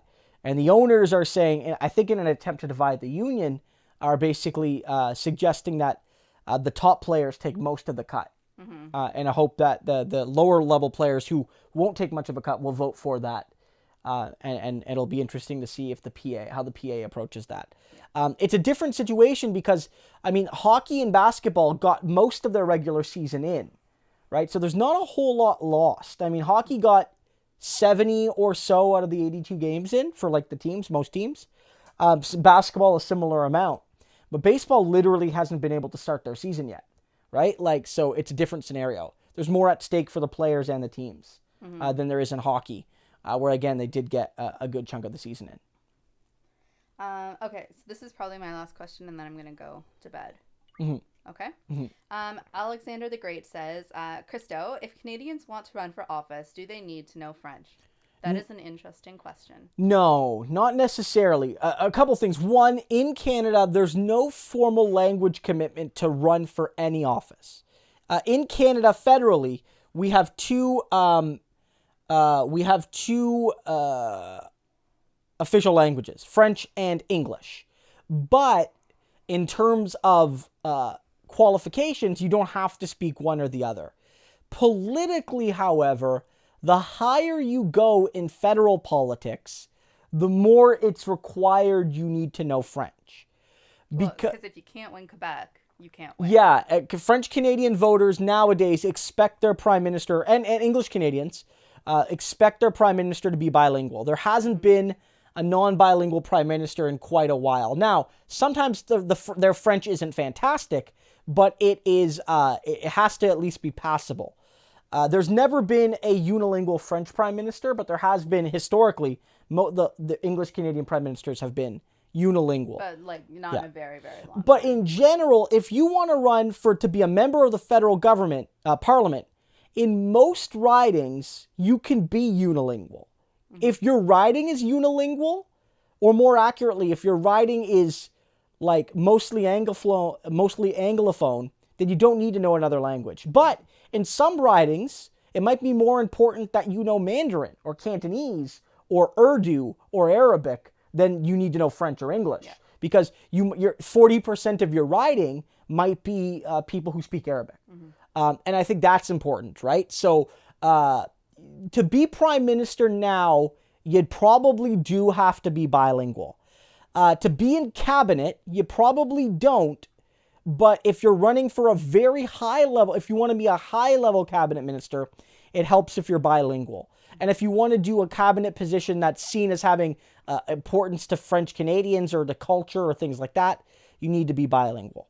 And in New Brunswick, it's similar. Most premiers in New Brunswick should be bilingual, although it's not always required. In New Brunswick, which is a bilingual province, the Conservative Party can often win without support from Francophones, but that's something of an edge case. So in general, you don't need to know French, but it's a big... but if you want to be prime minister, you probably do. Yeah, I can't see a prime minister winning who couldn't speak French. Yeah. Yeah, even historically, it's important, right? Okay, so... Yeah, you want to read that? Well, Guy says as soon as you can win Quebec or win QC without speaking French, French is dead. I mean, that could well be an argument, right? It's hypothetically possible that if the Conservatives did really well in other parts of the country, because they don't need to win Quebec to win the election, they just need to not do really, really bad in Quebec, then an Anglophone leader that nonetheless had support of Quebec could small support could hypothetically win, but it's be super rare. It's very unlikely. If you're running for prime minister and you don't speak French or you don't speak English, you're almost certainly going to be taking language classes to become fluently bilingual. Yeah. It's unacceptable that you're not. People don't mind if your French isn't perfect. They like the effort. But you got to at least be somewhat bilingual. Now, it should be noted that in Parliament, everything's translated. Yeah. So when you're sitting in Parliament, so if you're an MP and you only speak English, if somebody else is speaking in French, you'll be able to understand them. It'll be translated for you and vice versa. But when it comes to the highest offices, people want somebody that actually is bilingual. And our Supreme Court, the tradition is that Supreme Court justices must be bilingual. Well, because people deserve to be understood in the language which they're trying to communicate to their leadership, right? So for sure. I'll read these two and then I'll go for back. Sure. Okay, Lisa Hildebrand says, who are you doing collaborations with? David Dole, the Surfs Christian. Thank you. That's a great question, Lisa. Lisa, thank you for the question and for your support, now and over the past few months, if not longer. In terms of collaborations, I just did a video with David Dole. Years. Lisa's been with us from the beginning. Yeah. A year. Yeah. Well, yeah, probably. Yeah. So basically, I did a video with David Dole earlier today. It's on the Rational National. I haven't done anything with the Surfs recently, but that's not because I haven't wanted to. It's just haven't connected, but I'm always happy to go on their streams. One of the challenges is that when the daycares were open and Dimitrios was in daycare, when the daycares were open, we could basically do the streams because they stream in the early afternoon, mid-afternoon. Now Dimitrios is up during that time and Brianna's still working, so I can't really just hop on stream with them. So I'm guessing that when things return to something of a normal, we can maybe stream together again. In terms of other people, I haven't done collabs with Tristan yet at Step Back History. I haven't anything planned right now. I am still working on launching that podcast. And that's something that I'm looking to do with another YouTuber, but we haven't started that yet. Frankly, the coronavirus has slowed things down so much in terms of that planning phase. Okay, John Barlich says, and I was wondering where he was tonight, says, hey, what's up? I just got in. I just got out of work. John, thanks so much for the support and the message. Glad to have you here. Don't worry about it. I don't think your boss will be like, sorry, I didn't come into work today. I had to watch Christo's Wednesday night stream. So, John, thanks for coming by as soon as you were able. I really appreciate that. Okay. I really appreciate that. So, are you going to just... Yeah, I'm just going to follow along, kind of go with the chat. Okay. Yep. Well, I'm going to bed. Good night, everybody. Okay. Good night, sweetheart. Oh, you're too hot to kiss. Yes, I know. You're too sweaty. Well, maybe it's a double entendre. Gene or says don't leave Brianna. Yeah. Tell her I'm tired. Here's the thing. Somebody notes here. Christopher Balayit notes Obama was also bad. J need help. K. This is one thing, and I don't want to suggest you're doing this. J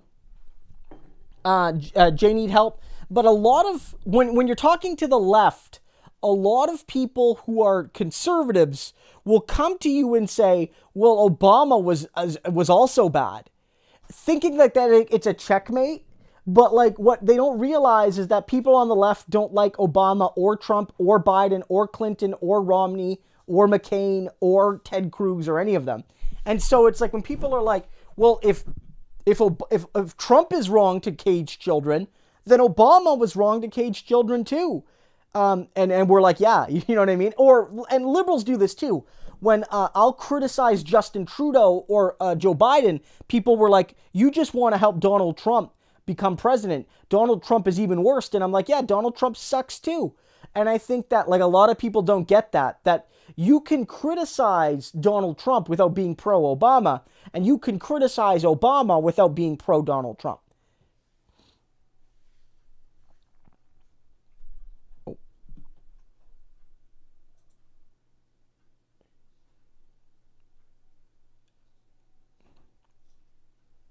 A lot of people are saying there's stream issues here tonight.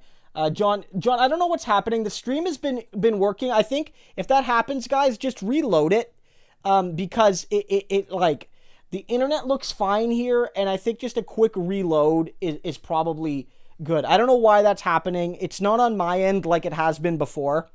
It's just the best way to reload. So that's basically things, yeah. Doug says back haven't been subjected to ads. I don't know if I would have thought this one got demonetized, but maybe we're still getting ads on some issues.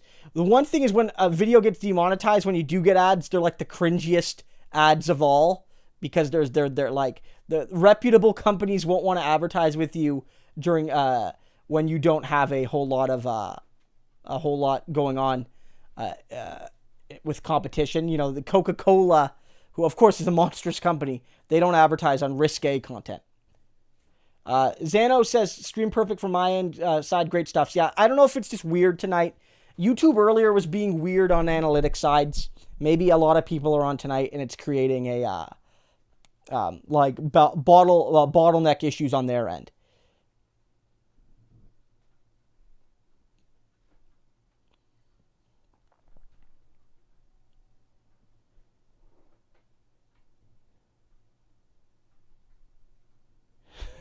Comrade said, I think I've been getting ads for horror movie channels. Yeah, that would make sense to me, because maybe the content is a bit more risque. They're okay with that. And it's cheaper to advertise because there's less competition on videos that have been deemed controversial. Because again, lots of companies don't want to advertise on them. So if it's like, if you want to reach people, and maybe the kind of people who watch horror, like the kind of content that gets demonetized is maybe, at least in broad terms, more adjacent to horror movies or something. John Bartlett says, hey, should politicians in America learn another language to connect with that group or not? Yeah. I think that's important. Now, it's going to depend on the specifics, right? Like, you know, if you live in a district where almost everyone speaks English as a first language, maybe it's less necessary.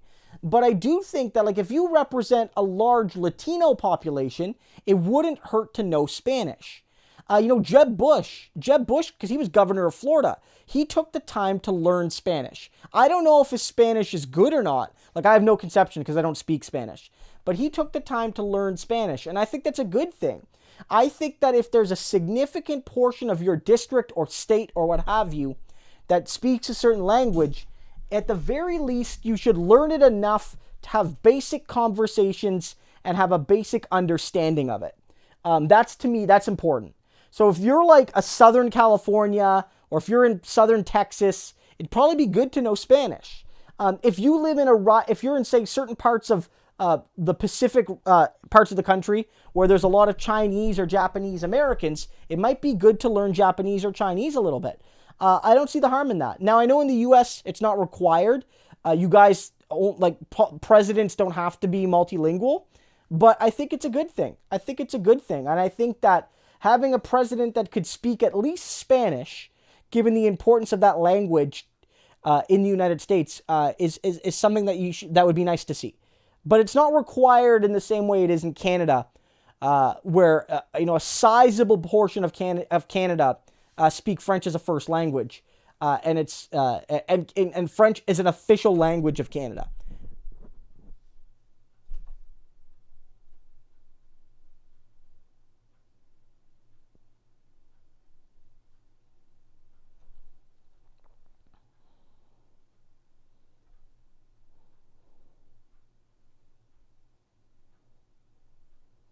Adam B says, Adam, actually, I have heard of this, where Adam says, did you hear about the crazy industry turf war in Toronto, the tow industry? Yeah, so basically in Toronto, there's been like organized crime in the towing industry, like when you have a car breakdown, you got to get it towed, where like they were setting it up where like they were targeting legitimate tow companies and like threatening them out of the industry. And then these tow companies were working with their friends and family to set up fake accidents.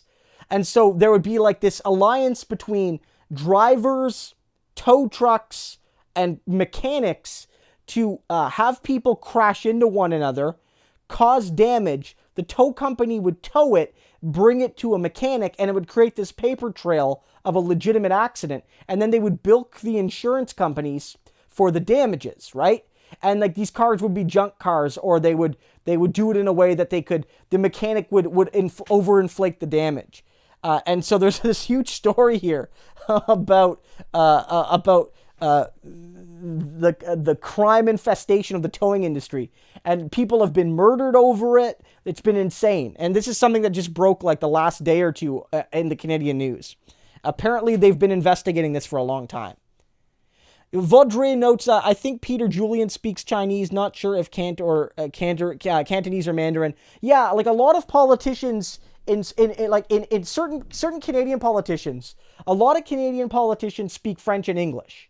But if you represent certain ridings, it can help to speak other languages. If you live in the north, some Indigenous MPs speak like Inuktitut, the Inuit language. If certain ridings in BC, especially, they have a large proportion of Chinese Canadians, and in certain ridings in Toronto as well. There are ridings where a lot of people from Pakistan live. There's a lot of ridings where people from India live. And so knowing how to speak any of these languages is incredibly helpful for your political career. But at the national level, you only really need to know how to speak French or English. To be prime minister, you need to know both. But yeah, you'll notice that. You'll notice a lot of MPs know a third language if a lot of people in their area need it. Ida Martinez with the little fox here. I love these little stickers. Ida, thank you so much for your support. It's a cute smiling fox. I love those. Thank you so much for the support and the little pick-me-up. John says, again, thank you for the support, John. He says, hey, are there any progressives we should be paying attention to? I mean, yeah. I mean, on the Canadian side of the border, for Americans who just want to follow a couple interesting Canadians, check out my interview with Matthew Green. You guys might not have seen it, but I did an interview a couple days ago with Matthew Green. Let me get the link for it. And it's a really good interview with a Canadian left politician who took on Jeff Bezos when he tried to cut the when he said he was going to cut the wages of workers. So I'm going to drop this in the link. Check this interview out after the stream.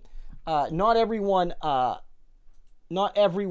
saw it, so please check it out. So go check him out. Also look up Nikki Ashton. She's a really good progressive MP, and Leah Gazan. They're really good, all of them. In terms of Americans, I mean, I think one big one right now is Shahid Buttar. Nancy Pelosi is awful. I know maybe the Republicans here would actually agree with me on that. And she doesn't represent progressive values, even though she's in one of the most democratic districts in all of the country. And so Shahid Buttar is running to replace her. And I've noted this before. In California, they do the jungle primary, meaning that regardless of party, the top two people in the primary get to run in the general election. So in Pelosi's riding, not riding, I use the Canadian term. In Pelosi's district, she's running against another Democrat, Shahid Buttar, who's a real progressive, believes in Medicare for all, wants to challenge the power of the rich and wealthy and well-connected. And I think that might be the single most important race. Now, you also want to remember, though, that people like Rashida Tlaib, Ilhan Omar, AOC, they're still going in some cases through primary challenges. And we want to ensure that they remain in their seats to keep pushing forward progressive values.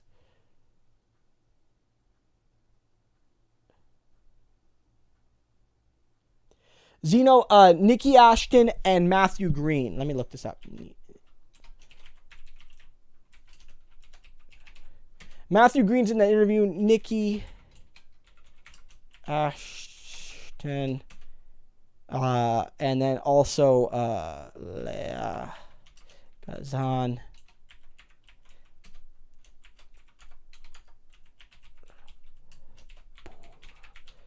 Also, Alexandre Boularice is really good. He's a Quebec MP.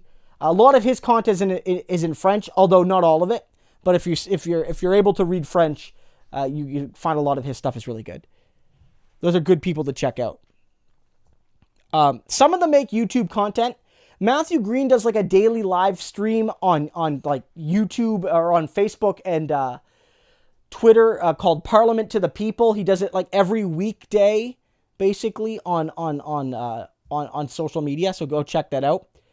It's pretty Canadian focused. It's on policy and what's happening in Canada, but he approaches it from a left perspective. He was the guy who basically said, when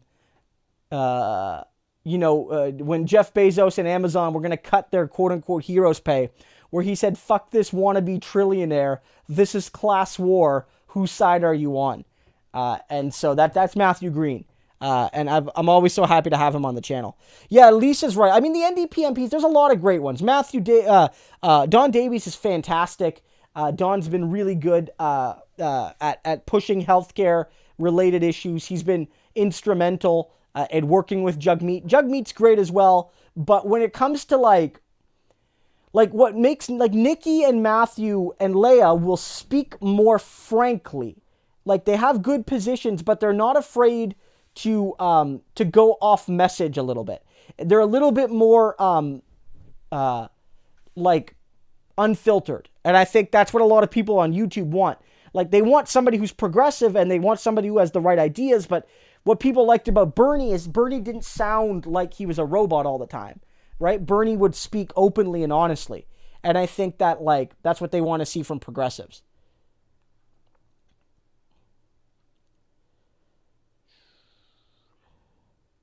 Like so many good ones, like Charlie Angus is fantastic, especially with regard to Indigenous people. He's been a champion of Indigenous people for so long. What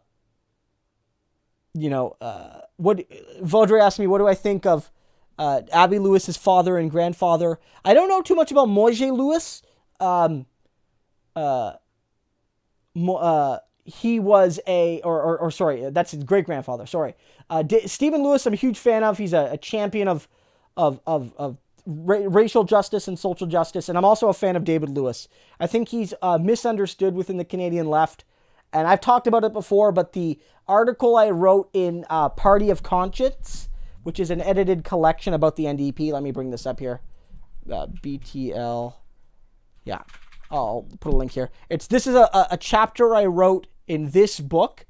So it's not just by me. It's a book by all sorts of people. Vaudrey, great point. Scott Duvall's great. He's been fighting harder than anybody on pension reform, on ensuring that pensioners don't get robbed when companies, quote unquote, go bankrupt, but they're just using it as an excuse to get out of their pensions. Scott Duvall's been really good. My chapter in that book talks about how we need to explore the socialism of Tommy Douglas, Ed Broadbent, and David Lewis more directly now in 2020, or at the time I wrote that book, like 2018 or whatever it was, in our own times. So in my work on Pierre Trudeau, I covered David Lewis a lot. I spent a lot of time going through David Lewis's work. So I'm a fan of David Lewis. And also Roberta Lexier, it's not out yet, but Roberta Lexier is doing a book on the Lewis family and their role on the Canadian left. So that's going to be a fantastic project. Big fan of Roberta's work. So when that comes out, I'll certainly let you guys know. But it could be years. Like it could be a couple years at least. She's just sort of started the writing process.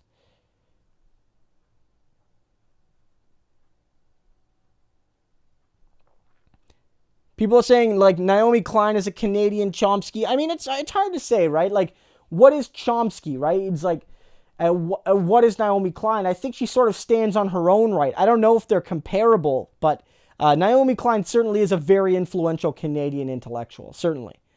John Bartlett says, hey, what does the term likely voter mean? I see it on polls and doesn't know what it means, and just saw a poll on the Nebraska 2nd with Eastman ahead 48-47.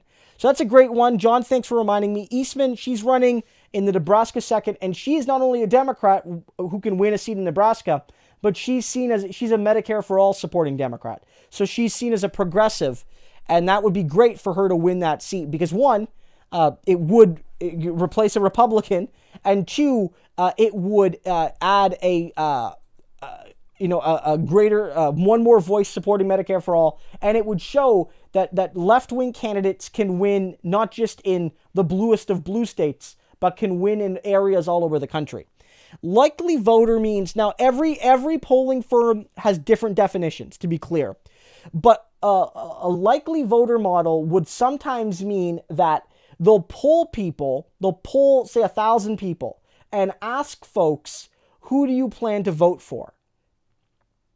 But then they'll also ask those same people, how likely are you to vote? And so it might be the case that based on raw polling, this person A is beating person B by a good amount. But because person B's voters are more likely to declare themselves likely voters, or based on models that include demographics, because if your supporters are deemed younger or from groups that are less likely to vote, the polling firm might use statistics and responses to adjust the numbers with a likely voting model. Because the goal of a poll isn't just to capture the will of the respondents, it's to try to reflect what the electorate is going to do. And if you're an unlikely voter, then including you might mislead the actual results.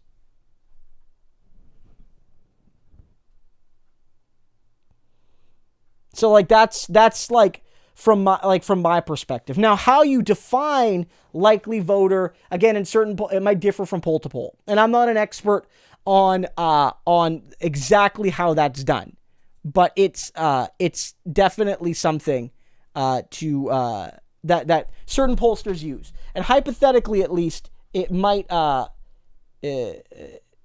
lead to a better outcome.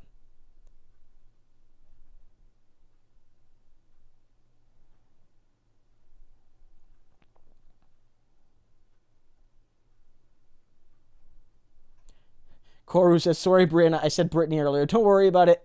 Unless you're...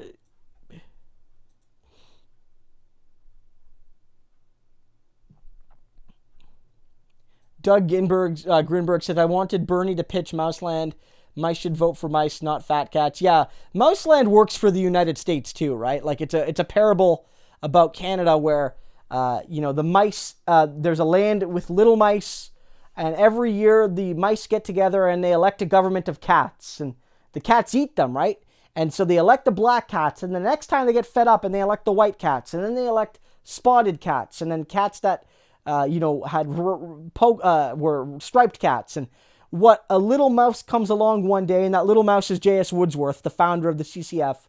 That's in the parable. You could tell it's Woodsworth, where he comes around and says, why do we keep electing a government made of cats? Why don't mice elect a government made up of mice? It doesn't matter that the cats are cats that are white or black. What matters is that they're cats. And so Woodsworth was thrown in jail in part because of those comments. But, as Tommy Douglas says, you can lock up a man, but you can't lock up an idea. And so I think Mouseland still applies today. I really do. So look up Mouseland. If you type in Tommy Douglas Mouseland, or just Mouseland in general, it'll bring it up. And it's a cute little video. It's like a little fairy tale Tommy Douglas tells.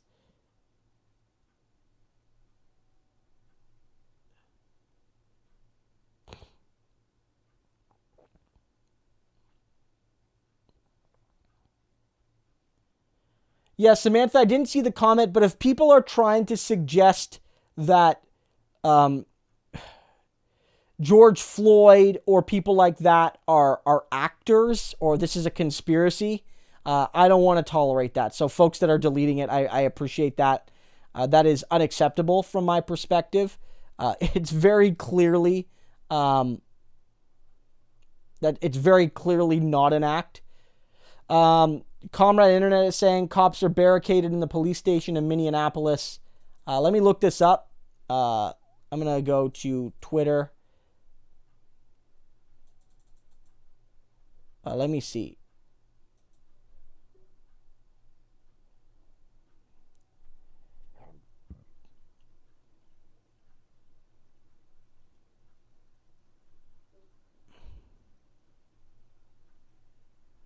People already blaming protesters.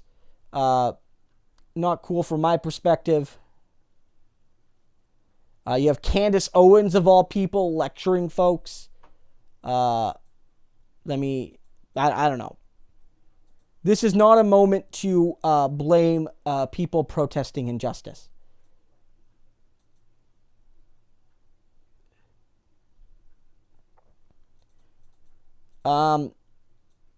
Let me take a look here. Capture.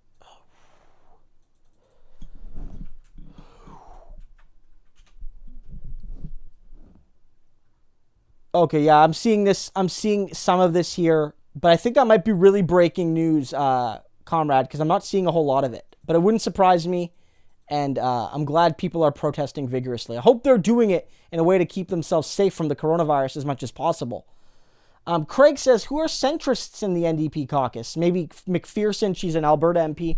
I mean, it's hard to say, like, who's a centrist in strict terms. I mean, a lot of those centrist MPs were some of the people who lost their seat in the last election or who retired, right? Like Helen Laverdiere, maybe Tom Mulcair, obviously, even like Nathan Cullen, somewhat. These were more like centrist MPs. You might say that people like Randall Garrison, who's very much pro-Israel and anti-Palestine. I don't know if he would take that tone, if he would accept my characterization, but he's been very quick to criticize Palestine. You might say that on certain issues that aren't purely economic, you have more centrist MPs, more MPs that are more willing to go along with liberal conservative foreign policy. And some of those people are like Randall Garrison. I'm trying to think of other examples of people who are more centrist. I think one of the benefits of this election is that the caucus moved leftward.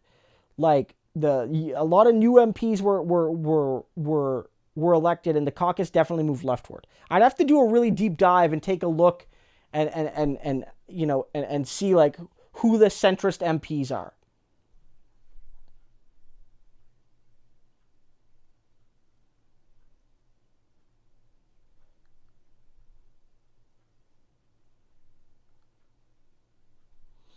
Dan Quarterbine says, I never knew the RCMP did the same J. Edgar Hoover FBI nonsense with the Lewises. Yeah, I mean, the RCMP spied heavily on labor leaders, on Democratic Socialists. They even spied on Pierre Trudeau before he became a prominent politician, because a lot of his associates were on the left, were in unions in the CCF NDP.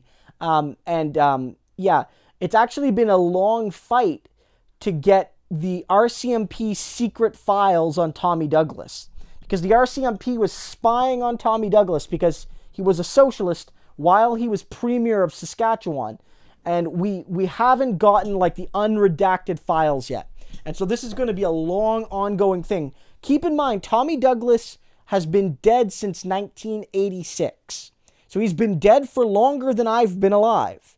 And we still don't have the full extent of records about exactly what the RCMP, basically the Royal Canadian Mounted Police, sort of like our FBI in some ways, was spying on the equivalent of a governor for decades. We don't know.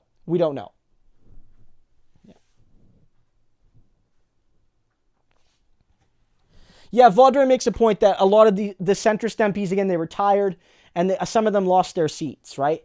I'm not to say that I'm happy they lost their seats, of course. They're still better than liberal and conservative MPs by a long shot. But it is to say that the core that remains is I think is younger in general, more left leaning, more willing to engage with activist movements. And that's why, like, you see, like, Matthew Green, Nikki Ashton, Leah Gazan, like, they play a major role in this, concentrated caucus. I'm not sure if they spied on Diefenbaker, Comrade Internet. I mean, I'm sure that they spied on a lot of people. I'm not sure. I know most of it was aimed at people on the left. Trade unionists, people that were in the CCF. Of course, if you were like in a communist party, you were definitely spied on. But like people in the CCF, NDP, the unions, if you were in any sort of peace-related group, like if you were a pacifist, if you protested nuclear arms, you were often spied because you were seen as being a stooge for Stalin, and there were all sorts of reasons you were spied upon. Okay, Doug is saying violence near South Minneapolis police precinct continues a second day. This is from NPR News. Let me look here. Okay, so this is 46 minutes ago. We're seeing it here. Police once again deployed chemical irritant gas as some protester threw rocks at the 3rd Minneapolis precinct. At one point, police released gas of hundreds of people. Okay. I can see this, yeah. I mean, it's pretty intense right now, but it's pretty intense. And if you look here, like,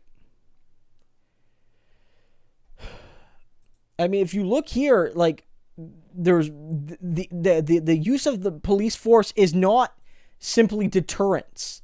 Like, there's a person that looks to be having very critical injuries from some of these, and I think that it's very troubling.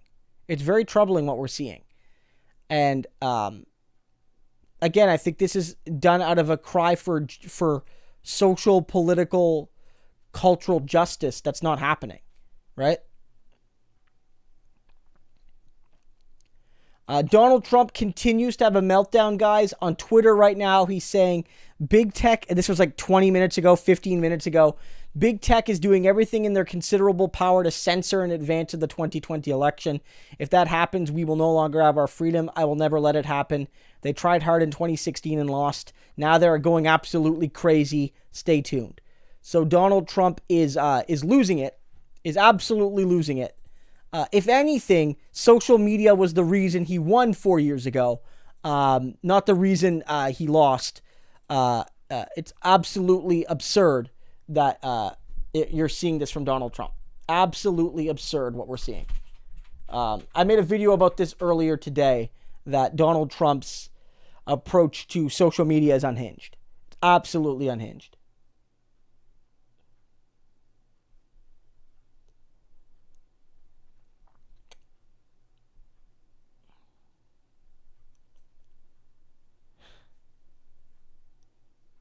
Yeah, guys, if it starts freezing up, the best thing you could do is refresh it. I know it's not ideal, but like, I'm not sure why this is happening. Again, looking at my internet, I'm getting a great kilobyte per second rate on the stream, like more than YouTube could ever possibly need.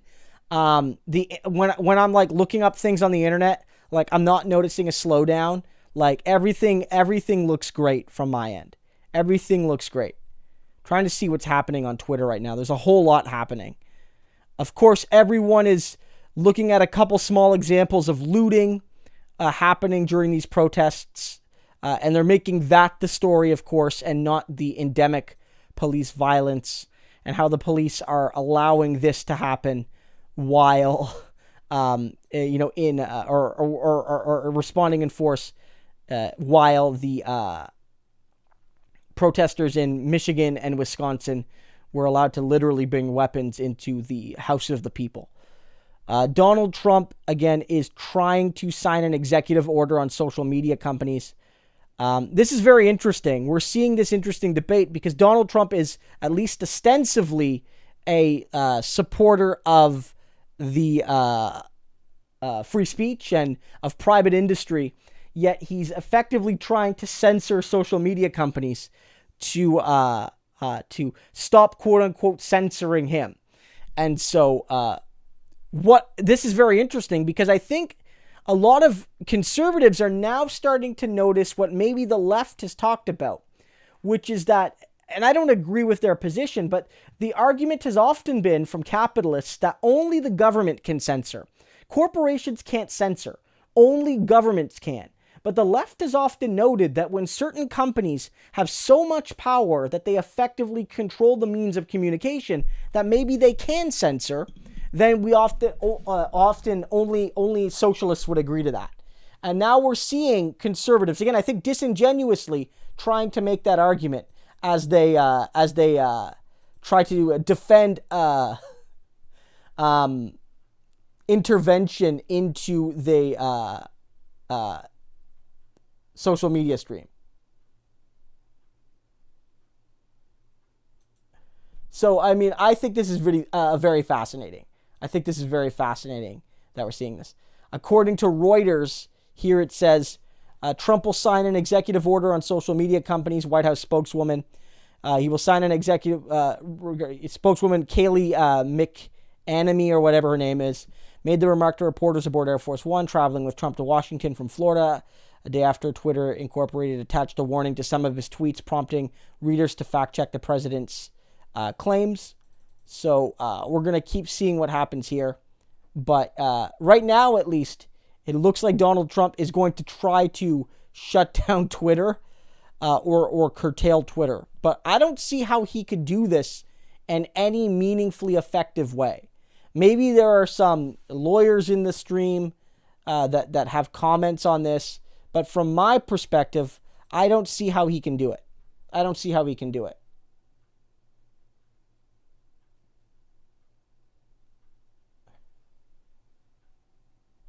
Bluebell saying apparently the LAPD is driving through protesters.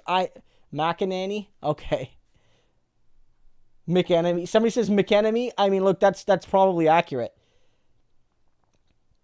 Yeah, I don't see Trump's executive order being successful. Even a Trump-dominated Supreme Court likely wouldn't back this, because they know the precedent would be bad for corporations in the long term.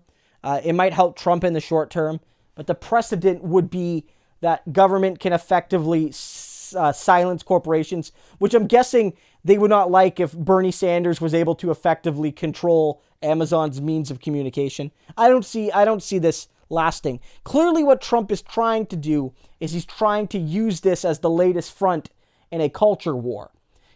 Sometimes it's not about actually influencing the policy, but using it as a tool to rally the base. Conservatives in Canada do this. They know in some cases that a policy won't actually get implemented into law. But by making it an issue, it gets their donors flowing, gets donations flowing, it gets their most rabid members engaged and excited, and that's what the goal is sometimes. And Trump is clearly trying to send a signal to his base to get ready and fight, right? And to start...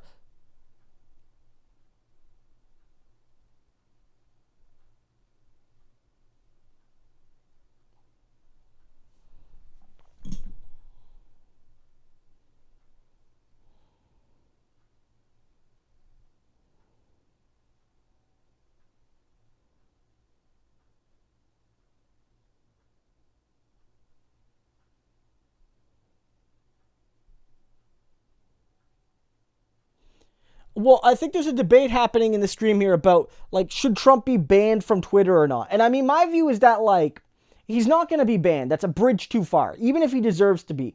But I think it's fully appropriate when high-ranking officials are spreading false news, misleading news, that Twitter could respond by saying, hey, actually, this is wrong. Here's articles that explain why this is wrong. I think that's perfectly reasonable. And I noted that earlier in my video. Samantha Shadow, Mick Excrement. I guess is the chat now just going to be finding ways to make fun of her name? I'm trying to look up things on this executive order thing.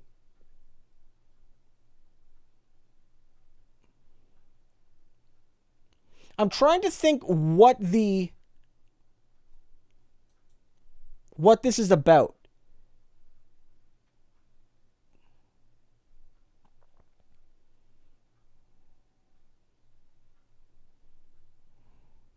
I mean, David Dole made a good point that, like, you know, some conservatives, their opinions are that certain races are inferior and shouldn't exist in America. And the left often thinks that there should be no more billionaires. But that, like, not that those individual billionaires deserve to not live. For most of us think that, but that they should just have their money taken until they're not billionaires anymore. And I think that that's a great way to make a distinction. JM says, Jimmy Dore just ended. When did this start? We started around 8 o'clock, JM. We go every Wednesday from about 8 to 10:30 or so. No.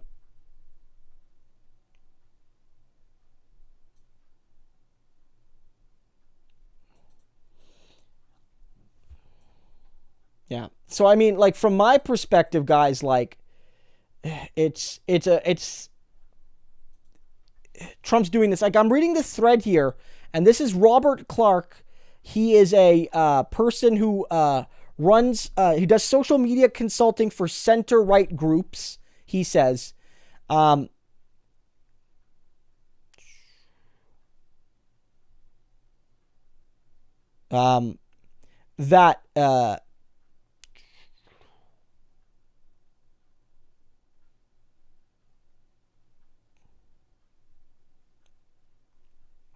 He's going through the debate, and I think he makes some good points. He says here, but with social media becoming so universally ubiquitous, it's more and more common to people that claim that these platforms aren't simply businesses, they're public forums, and they should be treated as such when it comes to things like the First Amendment.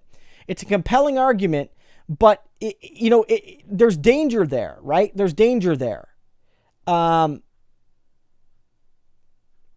His argument from a libertarian perspective is it's bad to see it as a universal outlet because at the end of the day, it would stifle innovation. But it does raise an interesting point, guys. It does raise an interesting point. Are Facebook, Twitter, sites like this simply private businesses in a way a local coffee shop is? Or are they something more significant than that? And if they are more significant than that, doesn't it necessarily mean that that they should have limitations on their ability to censor speech? This is a debate we have to have. I'm not saying necessarily that Trump is right here. I'm not. Even in a formal public spaces, you can't just yell whatever you want and not face consequences. But it does raise an interesting perspective that as social media becomes more and more important to political discourse, you're going to have people make the argument that free speech should apply to these private companies in a way that it maybe hasn't in the past. Now, of course, a company saying on their platform that there is fake news being published is not a violation of free speech. That's simply just saying, you've posted something on our platform and we are just letting people know that what you posted is wrong. Nothing wrong with that. I don't think you can make that an argument that's a violation of speech or censorship. You might call it bias, but that's certainly not something that's unconstitutional, right?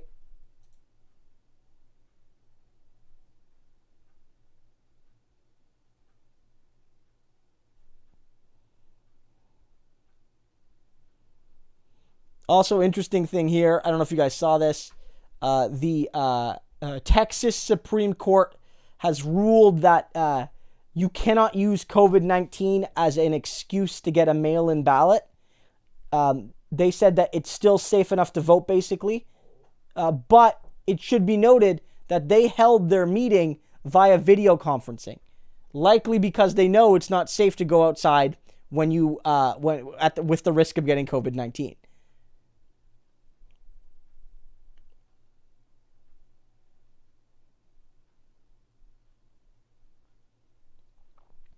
Like, I think it's an interesting question, right? I mean, I definitely think that like the internet in general is a public utility, and the biggest sites on it have a much larger role than is a much larger role than a lot of firms in the regular spaces have had. And I mean, I don't know what the answer is. Maria Vargad asks, what do you think of Chris Hedges running green in New Jersey's 12th district? Well, like, let me look this up, because I got to know about the district a little bit. Is he running? Let me see. 12th district. NJ 12th district. Let me look it up. New Jersey's 12th congressional district. It's a blue district, blue plus 16. So that bodes well for a progressive in the sense that it is winnable in that way. Let me look here. Trying to look up the next election. What's happening here? Is he officially on the ballot?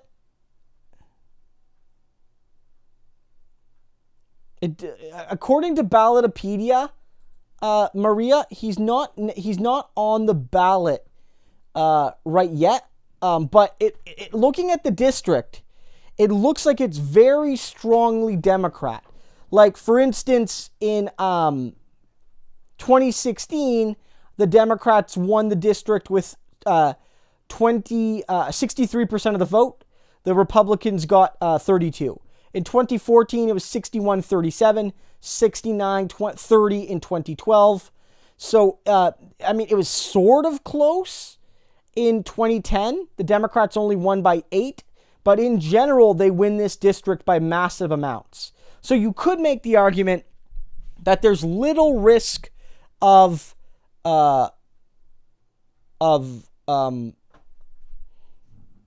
him splitting the vote and helping the conservatives, the Republicans. But you also might make the argument that, the Green Party has never really done all that well in this riding. They've never seemingly gotten more than 1% of the vote. And so to me, that doesn't look good if your goal is to have them, have a strong showing. So my view is that if you're running green, probably most places, but maybe especially in a riding like that, it's not going to go well. Even if you're somebody well-known like Chris Hedges. John Barlett says, how you doing? John, I'm doing great. Thank you for the question and the super chat. I'm doing great. It's very hot here, and it's been a weird spring where it was really cold even just a few weeks ago. But now we just sort of went from cold weather to a few nice days to boiling hot, weather in no time. And it's sort of like it's hot, definitely, but it feels hotter than it normally would because we went right into this hot weather.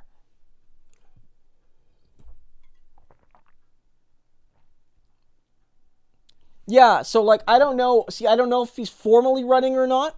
It'd be really cool to see, but I mean, I'm trying to think, does anybody know the riding, the district where the Greens do the best?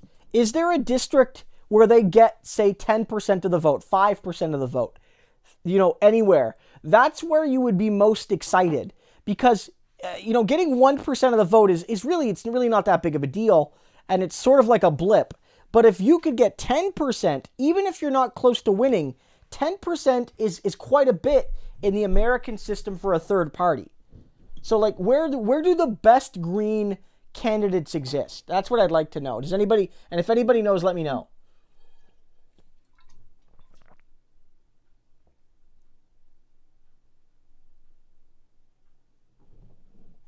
Brendan says, I live in New Jersey 11. There's no progressives there.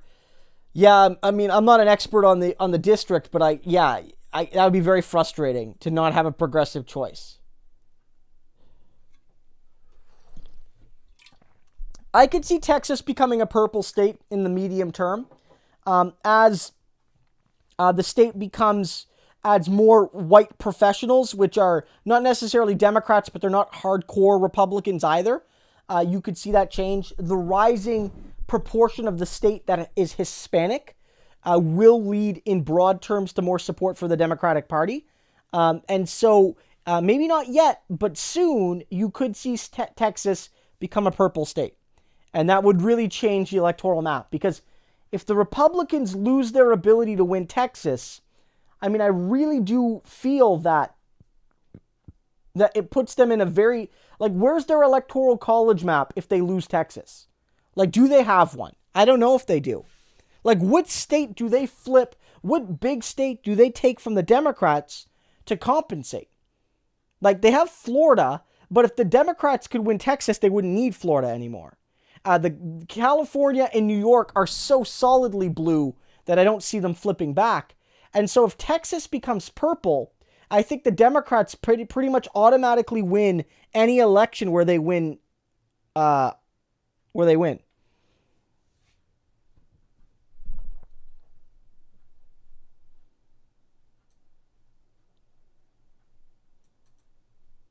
Alexander the Great says, because of our jungle primary in California and some very deep blue areas like the Bay Area.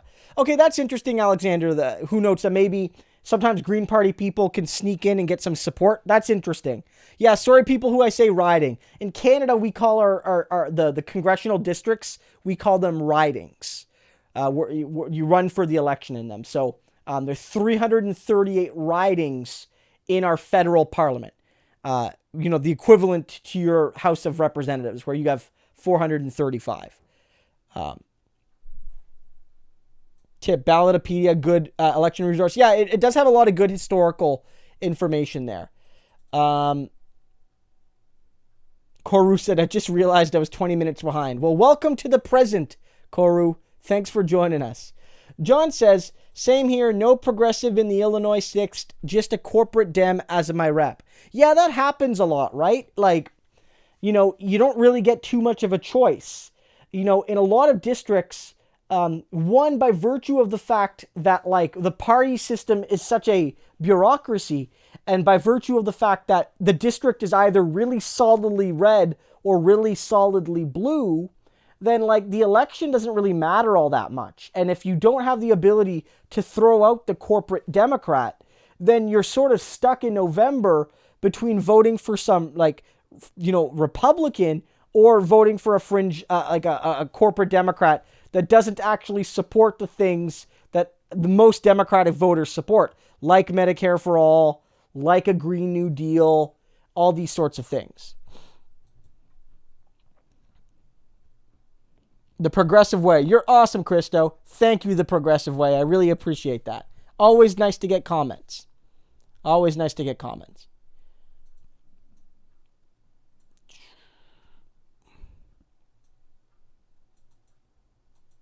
Trying to look here, see what's happening on the media here.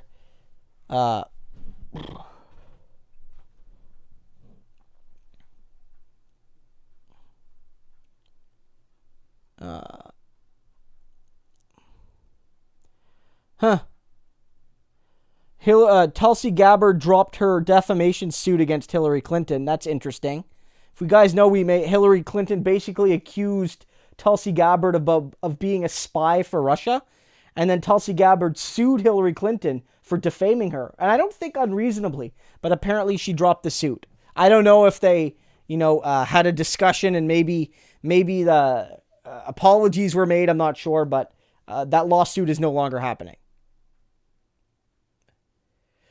Doug says, do we have gerrymandered ridings in Canada? Not really. In Canada, like, if I bring up an electoral map of Canada, you'll notice the ridings aren't as weirdly shaped. Like, let me look up, like,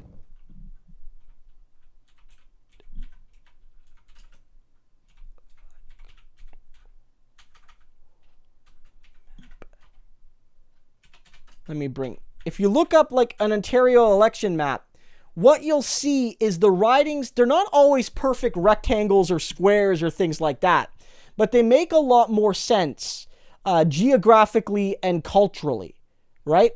Than American ones. The big reason why Canadian ridings aren't as gerrymandered is because politicians don't make the ridings.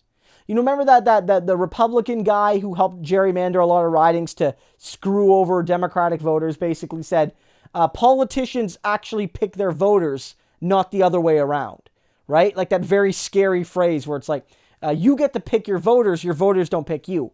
Here in Canada, Elections Canada determines all of the 338 ridings, where they go, and how they're shaped.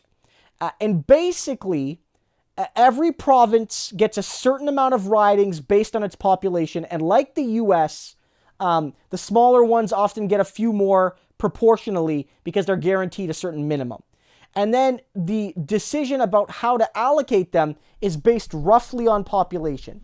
Each riding represents roughly 100,000 Canadians or so. But some ridings are bigger, and in some of the smaller provinces, some ridings are much smaller, like in Prince Edward Island, in terms of population. And so some ridings are the size of entire provinces, and some only cover a few city blocks where there's a lot of people. And the Elections Canada Committee is done by a group of nonpartisan experts. There's never really claims I've heard about systemic gerrymandering in Canada. And at the provincial level, the ridings are determined based on the shape by the provincial elections board. So there's elections Ontario, elections Quebec, elections Manitoba, elections New Brunswick, and on and on and on. And I've never heard of systemic gerrymandering. Now, sometimes there are debates, like this particular riding. Why does it include this community but not that community? It doesn't make sense. Or that this riding doesn't make sense because of the various interests. It cuts a certain ethnic community down the middle, and they don't like that. Now, there's always debates, but I've never seen a major discussion in Canada about how the electoral map in Canada is rigged against a political party or another. I've never seen that. Maybe other Canadians We'll talk about that. I mean, our system, Adalbert says, like the PQ, the Bloc Québécois won more seats than with less votes than the NDP. We do have those issues. All right, we have a first past the post system that means that sometimes the person with the most votes doesn't win, or the party with the most votes. That's based on the fact, Adalbert, that they run in less seats though. They only ran in Quebec, and so we do it on a riding by riding basis. That's not gerrymandering though. That's how the first past the post system is broken. But the riding designs in Canada are not gerrymandered like they are in the US. Right? I would say. I don't know, other Canadians agree with me, disagree with me, but I don't think they are we have a serious gerrymandering problem. Maria Vargad says, "Do you think Biden will pick Klobuchar for VP?" You know, Maria, I think Klobuchar is the most likely pick. But I do wonder if the Charlamagne the God debacle that Biden went through was so bad that maybe now he feels he has to pick Kamala Harris or what have you. I think the two favorites I think are Klobuchar and Harris. But I wouldn't be surprised if neither are picked. I don't think Klobuchar, I don't think it's like a 95% chance type thing. I think Klobuchar might be the favorite, but I wouldn't bet a whole lot of money on her.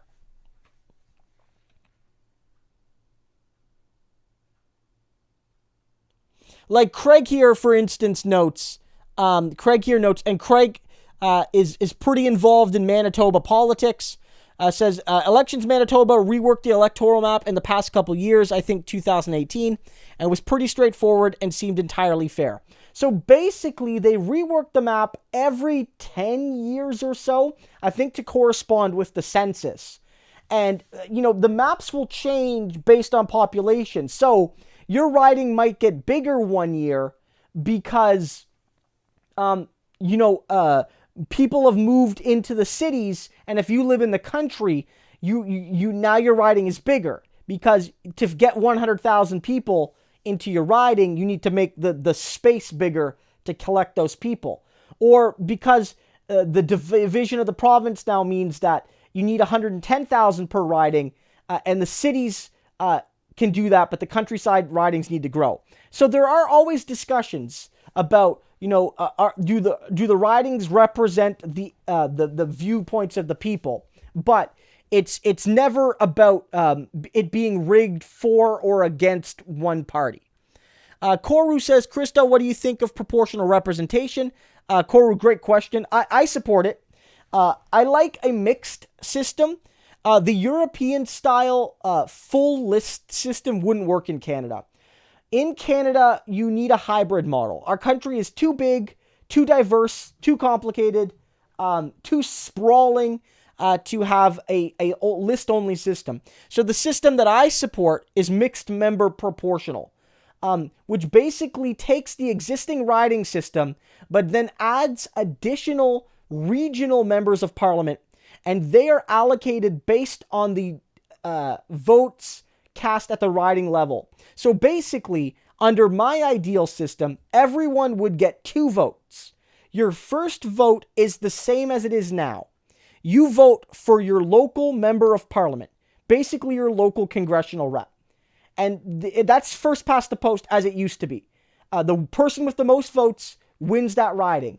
But in your region, the part, like usually comprising a dozen or so ridings, there are an additional couple seats added to be allocated to the parties hurt most by the distortions of the first past the post system.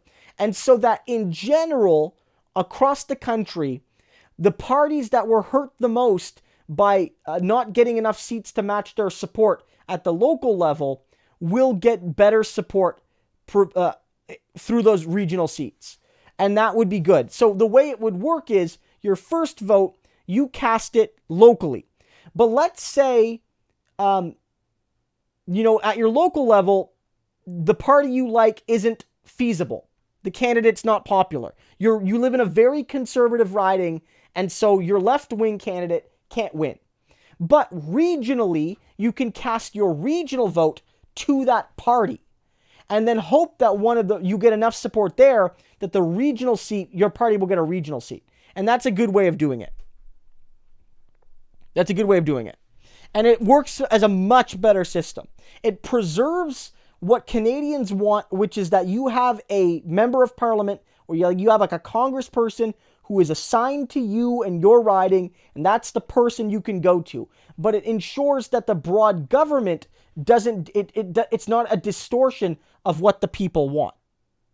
Because in our system, what happens is that not only can you win with having less votes, but in some cases, with say 39%, 38% of the vote, you can win over half the seats.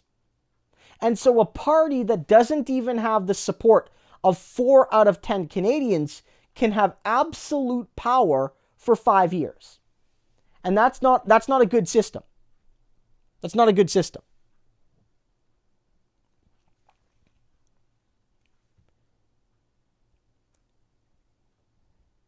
John Barlich asks, if Trump wins, what will happen to the Democrats? I'm not sure. I'm not sure what will happen. I guess it depends on the nature of the victory and things like that. What should happen is they should realize that they got to stop running neoliberal corporate centrists. But, honestly, I assume that they're going to blame Russia or do something like that, and they're going to learn absolutely nothing. That honestly, I'm not trying to be too cynical, but I kind of feel like they're going to learn absolutely nothing if they lose. I don't know. Maybe people agree with me, disagree with me, but that's what I think. Yeah, I'm not suggesting that he picked Klobuchar. I just think it's a likely choice. Now, I think,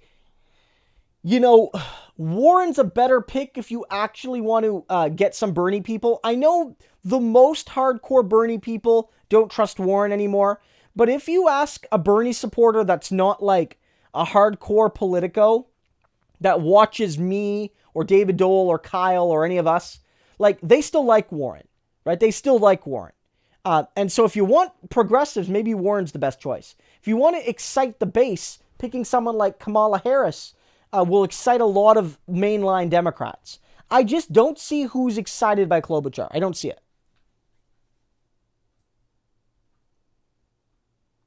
Yeah, Joseph said they're definitely good. That's a great point, Joseph. They're definitely 100%. They're going to blame Bernie and anyone who was even softly supporting Bernie. They will definitely continue to blame Bernie.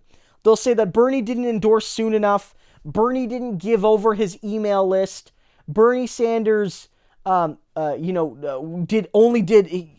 events for Joe this many times. He needed to do more events. Bernie Sanders made Joe Biden look bad because he was competent, and next to him, Biden looked bad. Honestly, they will try to blame Bernie.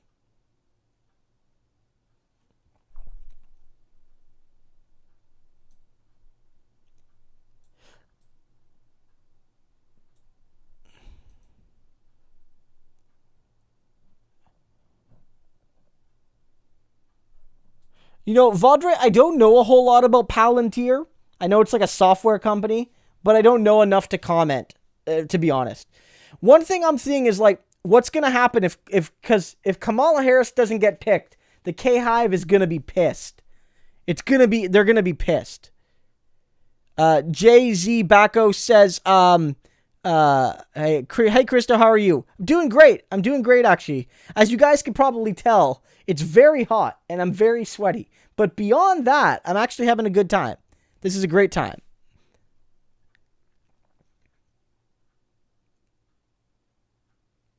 Yeah, like, let's be 100% real. They are totally going to blame Bernie. 100%. 100%.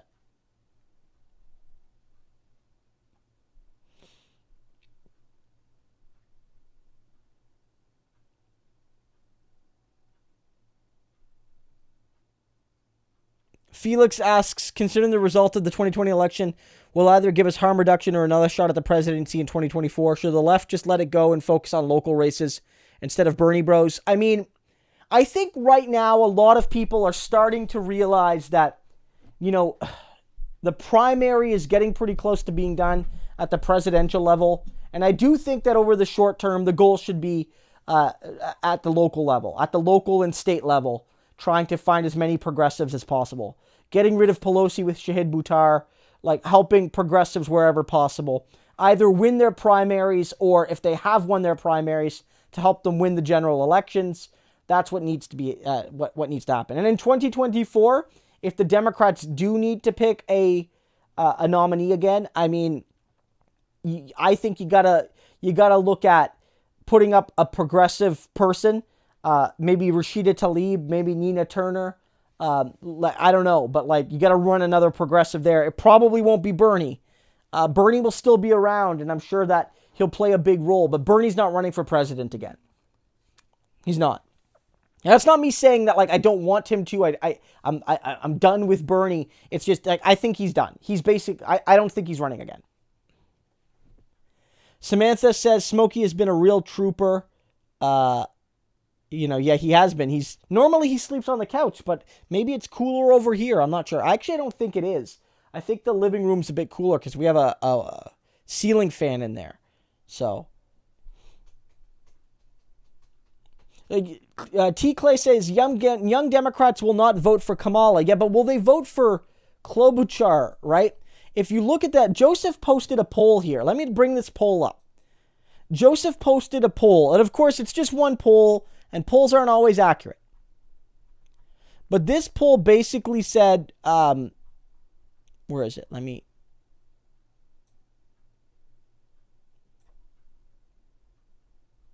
see if I can find it.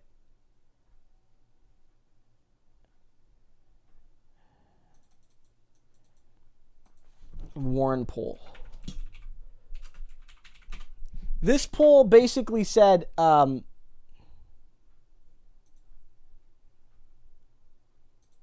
Okay, so this poll basically said that when it comes to age, okay, Warren excites the most people from pretty much every group.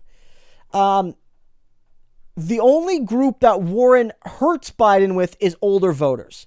But in terms of younger voters, Kamala Harris is the second most popular. So if he picks, with Warren, if he picks Warren, 12% of young people are more likely to vote for him. It's 9% for Harris and much lower for everybody else. So Harris isn't like a draw for young people, but she's not as much of a disaster as Klobuchar would be. King of Dreams 1984 says, this is Jay Buffon. Am I saying that right? Jay Buffon. Great job, Christo. Thank you so much for the support on this stream. And you've been really supportive on social media, often retweeting my stuff. I very much appreciate that.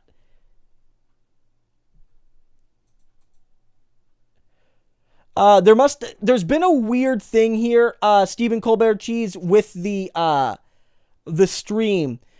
People often, it's been weird tonight with where it's been kind of conking in and out. Basically, I don't know why it's doing that, but, yeah, so it's sort of, been crazy. We've been normally in and around the low to mid 100s for most of the night, which is where we've normally been. Yeah, young people do have to vote more. Although Alexander the Great, it should be noted that young people, like colleges, didn't have nearly enough polling stations, and there were systemic barriers for young people to vote in some cases, not in all cases, but in some cases.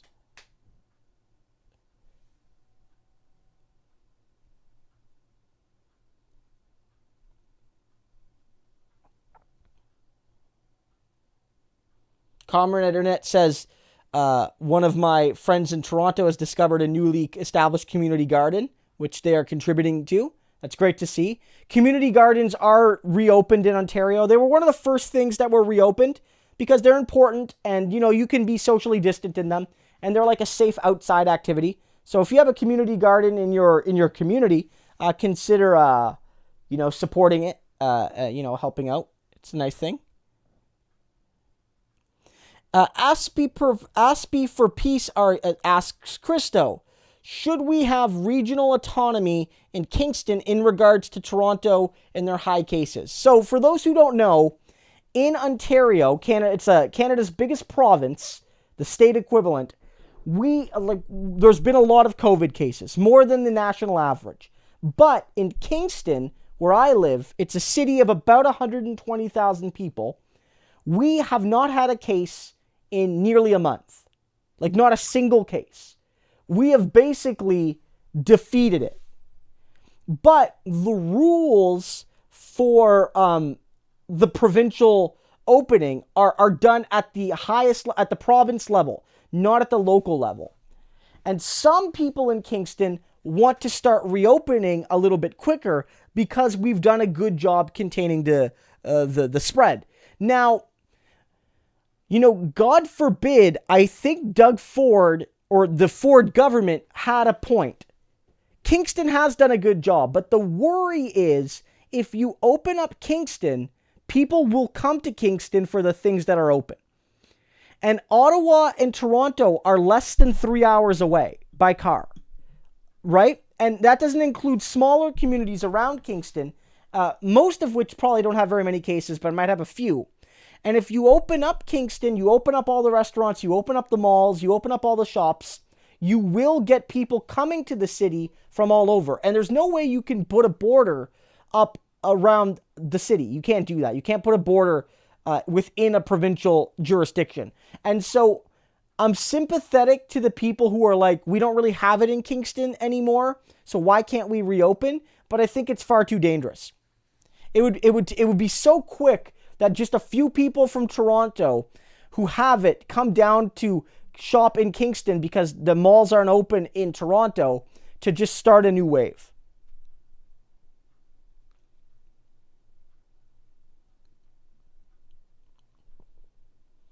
Emily Page says, So, that doesn't necessarily surprise me.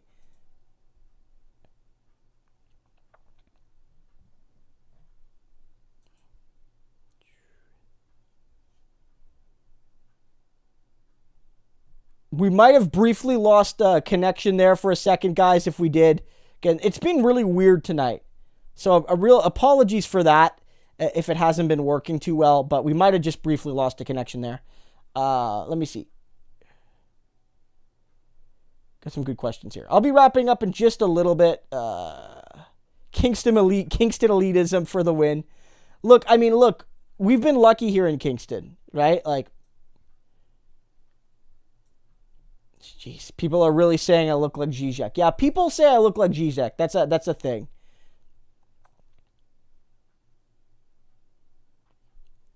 Yeah, Vaudre, I don't like that. Vaudre asking, what do you think about a healthcare data company getting my healthcare data and then using it to sell to advertisers so they could sell me products? Not a fan of that. Gotta say, that doesn't make me very comfortable. One, that seems like it violates my privacy. Two, like, why should my data, without me getting any value from it, be sold? If my data is being sold, it means it has value. So why am I not getting a check for however many dollars my data is worth, right? At the very least, if you're going to sell people's data, give them the investment. Like, your data is worth $5 per this much information. Cut people checks. But yeah, I don't like that.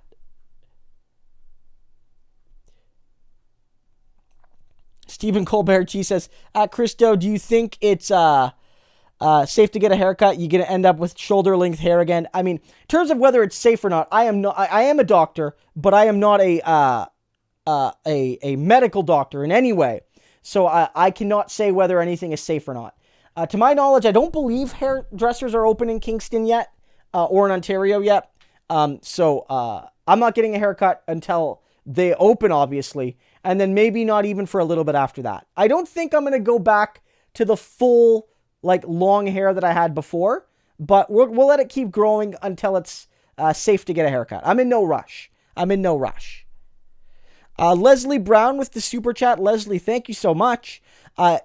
Leslie says, I was crushed that Bernie, you say Ernie here, like Bird and Ernie, but I know you mean Bernie, dropped out, and I still voted him in the primary, but I'm voting Hawkins/Walker in November. Their platform is on point. Love from, I believe that is that West Virginia, I believe. I don't always get the state acronyms right. Yeah, I mean, that's perfectly legitimate. Again, on this channel, I've tried to make something, like, really clear, which is that we do not vote shame. That is not something that I want to do on this channel, that I ever plan to do on this channel. Ever, is create a situation where you feel like your political choice on, like, to vote for Biden or not makes you a bad person, right? I don't want to play that game. If you want to vote for Joe Biden because you feel that it will help some people avoid the worst of Donald Trump, I respect you. And if you don't want to vote for Joe Biden because he doesn't represent your values, or because you believe that, what he's done to Tara Reade and all these sorts of stories, whatever the reason, you just cannot bring yourself to vote for him, you want to vote third party, I respect that. Honestly, if I was an American, I don't know what I would do right now. I told David Dole when I spoke with him yesterday, and it went up on his channel today, that basically, I don't, like, in 2016, I likely would have gritted my teeth and voted Clinton, but I don't know if I do the same for Biden. I'm not sure. I really don't know. But one thing I will say, again, 100%, is that this channel will never tell you to vote for Joe Biden, nor will it be like, if you vote for Biden, you're a traitor to progressives. It's not healthy to have that discussion. It's not fair to talk to people like that about their voting. I think my position is actually very similar to David Dole's and actually quite similar to Kyle Kalinski's. Kyle has been very clear. He's not telling people not to vote for Joe Biden. He's saying that he personally will not vote for Biden, and here are the reasons. But Kyle is not saying you're not a real fan of Kyle Kalinske if you vote for Joe Biden. Meanwhile, I have heard some Biden supporters, not all, basically say that you're a bad person if you don't vote for Joe, and that won't be tolerated on this channel. So, Leslie, if you want to vote for the Green Party, you have my full backing. I think they do have a much better platform. Now, some people might say to that, like, they do have a better platform, but they can't win. Why vote for them? And that's a debate that needs to be had, but I respect both sides of that debate. Maria says, with the super chat says, again, thank you for the support, Maria. Do you think Biden will pick Nina Turner for vice president? Maria, no, he won't. I wish he would. She would be better than pretty much all of the other options, but I don't see it. In terms of the people he might that are likely picks, I have to say you're looking at the people that were included in this poll by Morning Consult are the favorites. Now, in no particular order, I think it's going to be Whitmer, Abrams, Harris, Klobuchar, or Warren. It could be somebody else, but I think it's unlikely. I don't think he's going to pick somebody from the Bernie camp. I don't think so. He's not going to pick Nina Turner. Nina Turner would be fantastic, but he just won't do it. He won't do it. He won't do it. The donor class would never let him. They would never let him pick Nina Turner. Because she's even if she was able to be president, that would be terrifying to the rich and wealthy and well connected.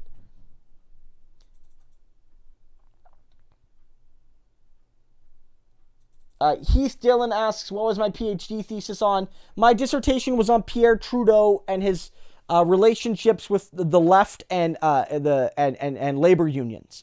So it was a broad history from the mid 1940s to the till the year 2000, but the focus was from 1945 till about 1985.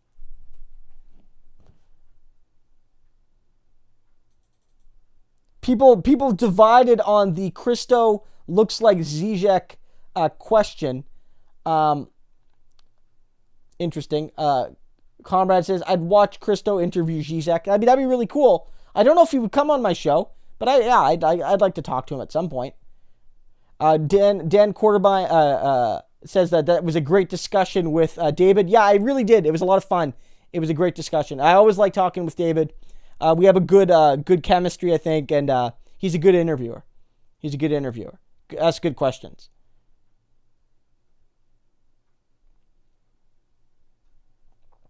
Yeah, Speaker for Peace says here, Christo, we had one case in the last 3 weeks in Kingston because the guy traveled to Toronto.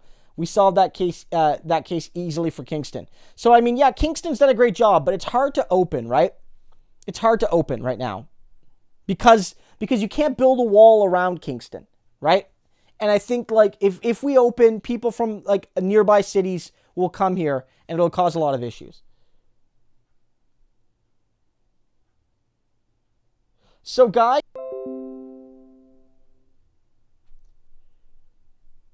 okay. Again, my stream's being really weird here, guys. Apologies for that. So, guys, it's about 10:45 here. I'm going to definitely wrap up right now because it's I'm very hot. It's getting a little late. For those who are new, just a reminder, we do these streams every Wednesday night at 8 p.m. Eastern till about 10:30, 10 o'clock or so. Sometimes we go a bit later, as we did tonight. So put that in your calendars. You can come by and watch the streams. If you're new to the channel, you'll see that I post videos almost every single day, often multiple times per day. Those don't really have a schedule. I post them based on the news and how it breaks. But, if you click the bell, for people that are subscribed, click that little bell, and that will let you know whenever I post a new video. It should give you a notification, which is, of course, very helpful if you have a lot of channels you subscribe to. If you want to help the channel, one thing you can do, there's really a few things you can do. One, watch the videos. A lot of left channels after Bernie dropped out saw a dip in their views. And I get it. People were disillusioned. But the way YouTube works is momentum based. If you watch my videos, if you watch the videos of progressive creators, they show those videos to more people, which means they get more audiences, which means their channel can grow further. When you don't watch the videos often die before they have a chance to be seen, and they don't generate very much in the way of interest and engagement. And I think that, watching the videos of your favorite creators can be very helpful. Another thing is, like and comment on them when you do see them. Share them on social media. For those who want to support the channel in an ongoing basis, you can do so on Patreon. I have a link in the description. And you can also join the channel as a YouTube member, here on YouTube itself. That's something that you can do. One thing you can also look at is supporting me on PayPal, which is just like a one-time donation. One other thing, of course, let me bring this up. Let me go to... one thing you guys can do if you want to stay engaged with the channel day to day, let me look this up here, is join on Discord. So for those who don't know, Discord is like a chat room thing. Specifically, there's a whole bunch of rooms you can create, but I have a Discord specifically for my content. There's lots of really good discussion there with, not just with me, but with each other. That's fantastic. So if you want to be a part of the discussion in a more daily basis outside of the YouTube comment section and the live streams, join the Discord, right? So yeah, Joseph says here, Discord link, LOL. So yeah, definitely join the Discord. It's a great place to have some chats.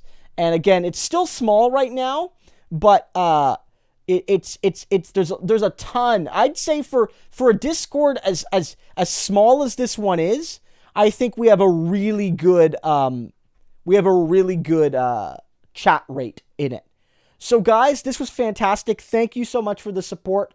Now and over the past few weeks, again, I know that with COVID-19, money's been tight for people, emotional energy's been tight for people, and the fact that you guys, support the channel here and on Patreon, and the fact that you guys give me your time every week is something that I very much appreciate. So guys, thank you so much. I will see you again next week, and of course, I'll see you tomorrow with some new videos. Have a good one, guys.